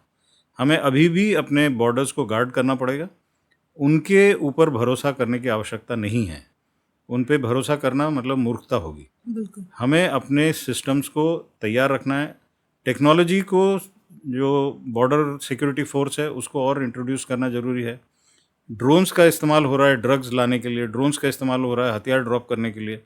सिर्फ लाइन ऑफ कंट्रोल से नहीं, वो तो इंटरनेशनल बॉर्डर के साथ भी हो रहा है। तो काउंटर ड्रोन की एक्टिविटी को और इम्प्रूव करना है। और उसी तरह से पहले एक समय था जब टेररिज्म में विलेज डिफेंस कमिटीज़ बनी थी, तो विलेज डिफेंस कमिटीज़ में उन लोगों को आर्म किया गया था। अभी सर्विलेंस के लिए उनको आर्म करना ज़रूरत है कि अगर कहीं पर ड्रोन की एक्टिविटी दिखती है तो कैसे सबको बताना है, क्योंकि ड्रोन्स एक ऐसा सिस्टम है कि जो हमारे प्रेजेंट रडार सिस्टम में कईयों में वो डिटेक्ट नहीं हो पाता है। लो रडार सिग्नेचर बोलते हैं उसको, क्रॉस सेक्शन LCS बोलते हैं। तो हमें अभी नए खतरों से जूझने के लिए ये देखना है कि जिस तरह से हमारे जम्मू कश्मीर या पंजाब में ड्रग्स के स्मगलिंग की वजह से हमारी यूथ पॉपुलेशन पे भी इम्पैक्ट हो रहा है, तो अगर आपकी वीक पॉपुलेशन होगी, यंग पॉपुलेशन, तो again your future is endangered. तो नए खतरे सिर्फ टेक्नोलॉजी से नहीं हैं, चीज़ें जैसे कि ड्रग्स है उससे भी खतरा है। तो हम जैसे नॉर्मली रेडिकलाइजेशन, टेररिज्म, सेपरेटिज्म बोलते हैं, ये ड्रग्स एक नया खतरा है जिसको हमें अपने आप को रोकना है। और अगेन उसमें क्या कमी है, इंटरनल एंड एक्सटर्नल, उन दोनों को अभी और सिनर्जाइज होना है for the new threats that we are seeing. Sir, taking our discussion towards comprehensive national security, tell us what is the role of cultural and intellectual security. Also, what is data sovereignty? Now, specifically cultural and intellectual security, look at the richness that we have. Right. West talks of nation state. We talk of civilizational state. जी. हमारा इतिहास इतना पुराना है और उसके इतिहास में हमारी बहुत चीज़ें हैं जिसको हम संस्कार के तौर पे बोल सकते हैं. बिल्कुल. आप देखिए, इतने पुराने समय में इतने राजा महाराजा होते थे, इतने राज्य होते थे, लेकिन कोई वृद्धावस्था में मान लीजिए किसी भी शहर से, किसी भी राज्य से अपनी एक तीर्थ यात्रा के लिए जाना चाहता था या जाना चाहते थे. What would they do? They would start walking or they would go in a bullock cart and move from place A to place B. Ji. So either they would be going to Kedarnath, Badrinath, Amarnath, they would be going to say Dwarka, they would be going to Rameshwaram ji. or to Jagannath Puri or to Guwahati, Kamakhya Devi. Kamakhya. ये कैसे जाते थे? Was there a system of passport or visa? No. It was an accepted norm कि किसी भी राज्य में से अगर तीर्थयात्री जा रहे हैं तो उनके खाने पीने की, रहने की, विश्राम की व्यवस्था अच्छी तरह से की जाएगी. जी. If you remember your previous history books, जिसमें एक आ जाता था so and so king created roads, planted trees, created sarais. जी. क्या था वो? They had a system where जहाँ पे लोग रुकते थे उस गांव की पंचायत, उस गांव का सरपंच उनको आके देखभाल करता था. और सालाना उनकी जो रेवेन्यू सिस्टम थी उसमें से उस चीज़ की छूट दी जाती थी. जी. You also look at how our universities were made in the earlier part. Takshashila है, नालंदा है, अवंती हैं, ये सारे यूनिवर्सिटीज़, उनका फाइनेंसिंग कहाँ से होता था? उनका फाइनेंसिंग वहाँ के रेवेन्यू में से होता था. राइट. जो हमारी यूनिवर्सिटीज़ हैं, they are an ideal example of how cultural security was ensured. जी. अभी आज अगर आप देखेंगे तक्षशिला, वो कहाँ है? पाकिस्तान में. उसकी क्या हालत है? खंडर है. जी. नालंदा में आपने फिर भी रिस्टोर करना शुरू किया. जो वहाँ की लाइब्रेरीज थी वो पूरी जला दी गई, खंडर हो गए. लेकिन चाइना से जो इंटेलेक्चुअल्स आए थे वो हमारी किताबें ले गए. You know, there is a historical account of how somebody came walking down through Tibet, came to Nalanda, came to Takshashila, but when they went out of India, they were carrying huge loads of books. Yes. And they went by boat, they went by ships. Yes. So इसका मतलब ये था कि आप knowledge radiate करने वाली एक civilisation थे. बिल्कुल. उसको रीडिस्कवर हम कर रहे हैं. We are trying to see that for our security, we should have our own thought process. While we continue to be along with the world, but your decision making, your decision support system has to be based on your own wisdom. It cannot be left to doctrines and philosophies which are given out by somebody who has a vague knowledge or vague interest about India. तो आपके cultural security, intellectual security में आपको खुद की wisdom को derive करना है. So many people talk to me and they say, see, the American national security, the American doctrine, the American strategy. I said, no, we have our own way of looking at things here. हमारे threats उनके threat से अलग हैं. आप देखिए America की geography, कौन से देश से उनका वॉरफेयर है अलॉन्ग द बॉर्डर. तो आप अगर एप्पल एंड ऑरेंजेस को कंपेयर करेंगे तो आपके टेस्ट में तो फ़र्क ही होना है ना. बिल्कुल सर. तो इसलिए आपको अपनी खुद का विजडम ढूंढ के उसी को रीडिस्कवर करके लीडरशिप उस तरह से लानी है, फॉलोअर्स उस तरह से लाने हैं. देखिए एक और एग्जांपल मैं आपको देता हूँ. स्टैंडिंग आर्मी मेंटेन करना बहुत कॉस्टली होता है. जी. क्या हम उस तरह से हमें उसको करना चाहिए? बाकी देशों ने भी किया है. एक ऑप्टिमल परसेंटेज होता है स्टैंडिंग आर्मी का, बाकी rest all the citizens contribute when the need arises. Vietnam में ऐसा ही हुआ, इजराइल में ऐसा ही हुआ, साउथ कोरिया में ऐसा ही हुआ, बाकी देशों में भी ऐसा ही हुआ. जी. तो आपको ये देखना है कि आपकी पॉपुलेशन भी उस तरह से तैयार रहे कि जब ज़रूरत पड़े तो आपका एक national resilience, this national resilience is also part of your cultural and intellectual security. पुराने ज़माने में क्या होता था कि एक फोर्स थी स्टैंडिंग आर्मी और हर गांव में आपके अखाड़े थे. जी. साल में कुछ ऐसे पर्व थे, उस समय अखाड़े बाहर आके आपको डिस्प्ले करते थे कि हमारी जो विलेज की पॉपुलेशन है वो कितने तंदुरुस्त हैं, वो हथियार चलाना कितनी अच्छी तरह जानते हैं। आज जब हम बोलते हैं कि अखाड़े आए और उन्होंने हथियार चला के दिखाए, ये एंशिएंट हमारी एक ट्रेडिशन है। राइट। जब वो कल्टीवेशन कर रहे होते थे तो इकोनॉमिक्स को कंट्रीब्यूट कर रहे होते थे। जब वो सीज़न नहीं था एग्रीकल्चर का, हार्वेस्ट का, तो उस समय क्या करते थे, वो राजा महाराजा उस समय अपने नेबरिंग स्टेट्स पे चढ़ाई कर देते थे या अपनी ज्योग्राफी को चेंज करते थे ताकि उनका रेवेन्यू सिस्टम इम्प्रूव हो। ऐसे कुछ एग्जाम्पल्स हैं। जिस तरह बाकी देश हमारे ऊपर अपना कल्चर या इंटेलेक्ट इम्पोज करने की कोशिश करेंगे तो आप फिर उनके लिए कार्बन कॉपी बनेंगे। राइट। लेकिन अगर आप ओरिजिनलिटी अपनी रिटेन करना चाहते हैं तो ये दोनों चीज़ों को आपको प्रोटेक्ट करना है और रीडिस्कवर करना है कि आपका जो पुराना डेटा पॉइजनिंग हुआ है उस डेटा पॉइजनिंग को आपने निकालना है। जी। तो एक पार्ट मैं आपको ये बताना चाहता हूँ। उसी तरह टेक्नोलॉजी में भी आपको रीडिस्कवर करना पड़ेगा अपने आप को। ऐसा एक लोहे का खंभा जो आज तक रस्ट नहीं हुआ तो वो कैसे था? राइट। मैंने आपको पहले एक एग्जांपल दिया बिम्बिसारा का, जिस तरह से मगध राइज हुआ। आपको पता है चाइना में जो ग्रेट वॉल ऑफ चाइना है वो 14th और 16th सेंचुरी के बीच में बनी है।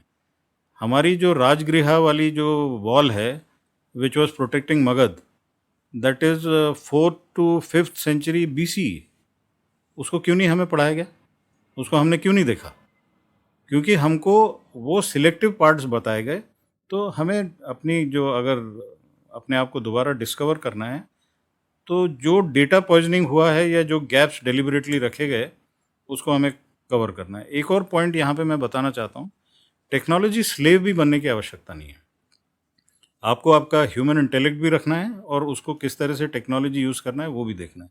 किताबें पढ़ना आवश्यक है, सिर्फ यूट्यूब से काम नहीं चलेगा। लेकिन ये भी देखना है कि यूट्यूब की भी स्ट्रेंथ है। YouTube Right. मतलब मेरा यूट्यूब ब्रांड से मतलब नहीं है, मैं ऑडियो विजुअल की बात कर रहा हूँ जी। कि उससे आप अगर अपने आप को इम्प्रूव कर सकते हैं तो आपका कॉम्प्रिहेंसिव नेशनल सिक्योरिटी भी इम्प्रूव होगी। Quality of knowledge and extent of knowledge can also improve. तो ये आपको कॉम्प्रिहेंसिव नेशनल सिक्योरिटी में technology, your past, heritage, geography, ये सबको यूज़ करना है। आपके टीचर्स की क्वालिटी इम्प्रूव होनी है, आपके स्टूडेंट्स की क्वालिटी इम्प्रूव होनी है, तभी आप महान बन सकेंगे। सर, हम हमारे डिस्कशन को एक बार फिर से कौटिल्य की तरफ लेकर चलते हैं और बाकी वो थिंकर्स जिन्होंने स्टेट क्राफ्ट में कंट्रीब्यूट किया है, तो आज के समय पर उनका रेलेवेंस क्या है? देखिए, जो कौटिल्य या उनके पहले के भी जो थिंकर्स थे या उनके बाद के भी जो थिंकर्स आए, उनको सबको एक साथ देखना चाहिए। इन द सेंस वहाँ पे उस समय एक चीज़ कांस्टेंट है, उस समय भी और आज भी, क्वेस्ट फॉर पावर। जी। चाहे आप जियोपॉलिटिक्स आज की ले लें या जियोपॉलिटिक्स उस समय की ले लीजिए, quest for power and being the central authority for that geopolitics of that region, ये कांस्टेंट है। और उसकी वजह से आपके अलग अलग कंसेप्ट्स और अलग अलग डॉक्ट्रिन्स बनते हैं, कोड ऑफ कंडक्ट बनता है। जो आपने स्टेट क्राफ्ट बोला बिल्कुल सही है। स्टेट क्राफ्ट में कौटिल्य ने जिस तरह से बताया कि राजा का कंडक्ट कैसे होना चाहिए, राइट। राजा की रिस्पॉन्सिबिलिटी क्या है, मंत्रियों की रिस्पॉन्सिबिलिटी क्या है, लोगों की रिस्पॉन्सिबिलिटी क्या है। कौटिल्य से पहले चले जाइए। जब हम बोलते हैं श्री राम, हम क्या बोलते हैं? श्री राम, मर्यादा पुरुषोत्तम श्री राम। जी। राजा हैं, मर्यादा जानते हैं, जी। सबसे अच्छे उत्तम पुरुष हैं। राजा ऐसा होना चाहिए। जी। उनके जो राज्य में नागरिक हैं वो भी ऐसे ही होने चाहिए। जैसे राजा वैसी प्रजा। तो अगर राजा उत्तम है तो प्रजा भी उत्तम होनी चाहिए। ये उस समय से सीखी हुई चीज़ है। जब श्री कृष्ण की बात हम करते हैं तो श्री कृष्ण से बड़ा कोई स्ट्रेटेजिस्ट हुआ ही नहीं। उनको लड़ाई कैसे अवॉइड करनी है वो सब आता था, लेकिन जब सामने वाला बिल्कुल लड़ाई अवॉइड करने के लिए तैयार ही नहीं था तो उस समय उन्होंने अर्जुन को और बाकी पांडवों को तैयार किया कि भाई जब कोई मान ही नहीं रहा है तो आपको, आपके कोई भी संबंध रहे हों, लेकिन आपको लड़ाई करनी पड़ेगी ताकि आपका राज्य, आपके लोग उन दुष्टों के नीचे ना जाएं। तो ये उन्होंने एक स्ट्रैटेजी, मतलब आप कॉन्फ्लिक्ट अवॉइडेंस करते रहे। जब कॉन्फ्लिक्ट अवॉइडेंस नहीं हुआ तो उन्होंने क्या बोला? कॉन्फ्लिक्ट कीजिए और कॉन्फ्लिक्ट टर्मिनेशन कीजिए। तो कॉन्फ्लिक्ट टर्मिनेशन भी उन्होंने सिखाया कि 18 दिन की लड़ाई हुई। लोग महाभारत को बोलते हैं सिर्फ 18 दिन की लड़ाई। महाभारत उस पीरियड का वर्णन है जी। महाभारत उन 18 दिनों की लड़ाई का वर्णन नहीं है। तो उस पूरे पीरियड में किस तरह से लोगों के जन्म हुए, किस तरह से लोग उसके बाद तक टिके, महाभारत के बाद कैसे राज्य चला, ये भी उसमें है। जी तो हमें कौटिल्य और उनके अर्थशास्त्रों को सेंट्रल फिगर मानना चाहिए, लेकिन साथ ही साथ उससे पहले और उसके बाद। अब उसके बाद का मैं आपको एक एग्जाम्पल देता हूँ कि उसके बाद भी राजा महाराजा हुए, बहुत मुश्किल की घड़ियों में उन्होंने अपने राज्य चलाए, लेकिन उन्होंने अपना स्टेट क्राफ्ट उसी तरह से सीखा। जो अच्छा राजा हुआ वो अपने प्रजा के लिए अच्छा कर पाया, जो अच्छा राजा नहीं हुआ या जो उसका गुरु अच्छा नहीं हुआ वो अपने राज्य को नहीं बढ़ा पाया। जिस तरह से हम लोगों को एक बताया गया था कि आपका खुद का राज्य होना चाहिए, स्वराज्य, तो स्वराज्य के बारे में भी कल्पना दी गई और फिर बताया गया कि आप किसी के गुलाम नहीं रहेंगे, आप अपनी प्रजा के लिए स्वराज्य बनाएंगे। जी बीच में शायद वो डॉक्यूमेंट्स गुम हो गए या छुपा दिए गए क्योंकि उसका उनको नष्ट नहीं होने देना चाहिए था। लेकिन हमारे देश में एक अच्छी सिस्टम है। यही जो सीख है ये एल्डर्स अपने यंगस्टर्स को देते हैं, ग्रैंडफादर अपने पोते को देते हैं, पिताजी अपने बेटे को देते हैं, भाइयों को देते हैं। जी उनको हम संस्कार कहते हैं। माँ अपने बेटे को देती है। मैंने पहले भी बताया, जीजाबाई ने शिवाजी को जो संस्कार दिए उसकी वजह से हमने एक महान शिवाजी देखा। बिल्कुल शिवाजी ने जो अपनी प्रजा को दिया तो उसकी वजह से हमने देखा कि शिवाजी या संभाजी जब गए इस दुनिया से तो स्वराज का स्वप्न तो नहीं खत्म हुआ ना, नहीं और वो लड़ाई हुई, काइनेटिक लड़ाई हुई, लेकिन उसके बाद people like Lokmanya Bal Gangadhar Tilak, they still spoke of Swarajya. जी so methods changed but the dream did not change. Right तो I think comprehensive national security में ये इंटेलेक्चुअल सिक्योरिटी की बहुत जरूरी चीज़ है। There are things which are not specified but these are implied. Okay अभी in the recent time you see the kind of dangers which are spreading, one digital warfare which you spoke of, but subsequently you look at chemical and biological security also. We've gone through COVID. Aren't we supposed to be looking at that? I think everyone is supposed to look at that. Right कि अगर आपकी health ठीक नहीं है and you are a part of that 1.4 billion population, what are you going to contribute to this country? जी If your governing systems of municipalities are not going to keep things clean, if your health department is not going to look after you, how is your comprehensive national security going to be ensured? In fact, anyone who's not contributing to your economy or security is a burden. Right How much of burden are you going to carry? If your factories and places which are working on gases, if they don't protect themselves and there is effluent which goes into river Yamuna or gas leaks happen, the most qualified people in that area are going to die, which means whatever you spent on trying to create engineers, doctors, architects, soldiers, and they die because of some fault of somebody else or negligence. So I think comprehensive national security should be also looked at, doing audit of these organizations which can be a big threat internally even without external triggering. Right. So also tell us something about data sovereignty. See, anything that we generate on a digital platform today, or let's say even before we did not have digital status, but whatever we were writing in terms of books, memoirs, exploration is all data. आप उस data को कितना secure रख सकते हैं? आपने generate किया लेकिन उस डेटा को किसी और ने यूज़ किया तो वो उसकी गलती नहीं है, उसका स्मार्टनेस है। आप उसको प्रोटेक्ट नहीं कर पाए, ये आपकी वीकनेस है। जी अभी डेटा सॉवरेनिटी को आप कैसे प्रोटेक्ट करेंगे इन दिस डिजिटल वर्ल्ड? हाँ ठीक है, अगर किताबें होंगी तो मैं लॉक लगा दूंगा। अभी इंटरनेट हाईवे पे मैं कहाँ से लॉक लगाऊंगा? तो हैं वहाँ पे now systems are there where you are able to protect your data. Now like armed forces we have a separate data network, तो हमारा डेटा हम बिल्कुल सेग्रीगेट करके उसको सेफ रखते हैं। लेकिन मेरे भी तो लोग इंटरनेट पे काम कर रहे हैं, मेरे भी तो लोग व्हाट्सएप पे काम कर रहे हैं, जी उसको भी प्रोटेक्ट करना है। So what is our ultimate goal? We should have our own digital systems, we should have our own digital platforms, we should have our data residing, if not within the territorial integrity, but we should definitely look at our data being secure so that we can use it, and if somebody else has to use it, it should be only with our permission. जी now internet किसी और का है, सब पूरी दुनिया उसको use कर रही है, हमने उसको बोल दिया कि भाई ये तो ग्लोबल कॉमन है, सारे यूज़ करेंगे। सारे यूज़ करें, कुछ मिसयूज़ करें, ये तो गलत है। तो आप मेरा डेटा लेके मेरी पॉपुलेशन को मैनिपुलेट करें, ये भी गलत है। आप मेरा डेटा लेके मेरे लेवल ऑफ प्रिपेयर्डनेस को यूज़ करें, वो भी गलत है। आप ये देखें कि जिस तरह से इन्फॉर्मेशन मुझे दी जाए और मैं गलत टाइप का क्रॉप लगाऊं, गलत टाइप के फर्टिलाइजर्स यूज़ करूं, मेरी पॉपुलेशन को कैंसर से पीड़ित करूं, तो ये सारा तब होता है जब डेटा पॉइजनिंग होता है, जब मिस इन्फॉर्मेशन डाली जाती है, डिसइन्फॉर्मेशन डाली जाती है। अगर आप डेटा सॉवरेन हैं, मतलब आप अपने डेटा को प्रोटेक्ट कर सकते हैं, तो आप डेटा सिक्योर हैं, डेटा सॉवरेन है। चाइना ने किया by creating a great wall, जी। रशिया ने अपना किया, अमेरिका इज ऑलरेडी सिक्योर।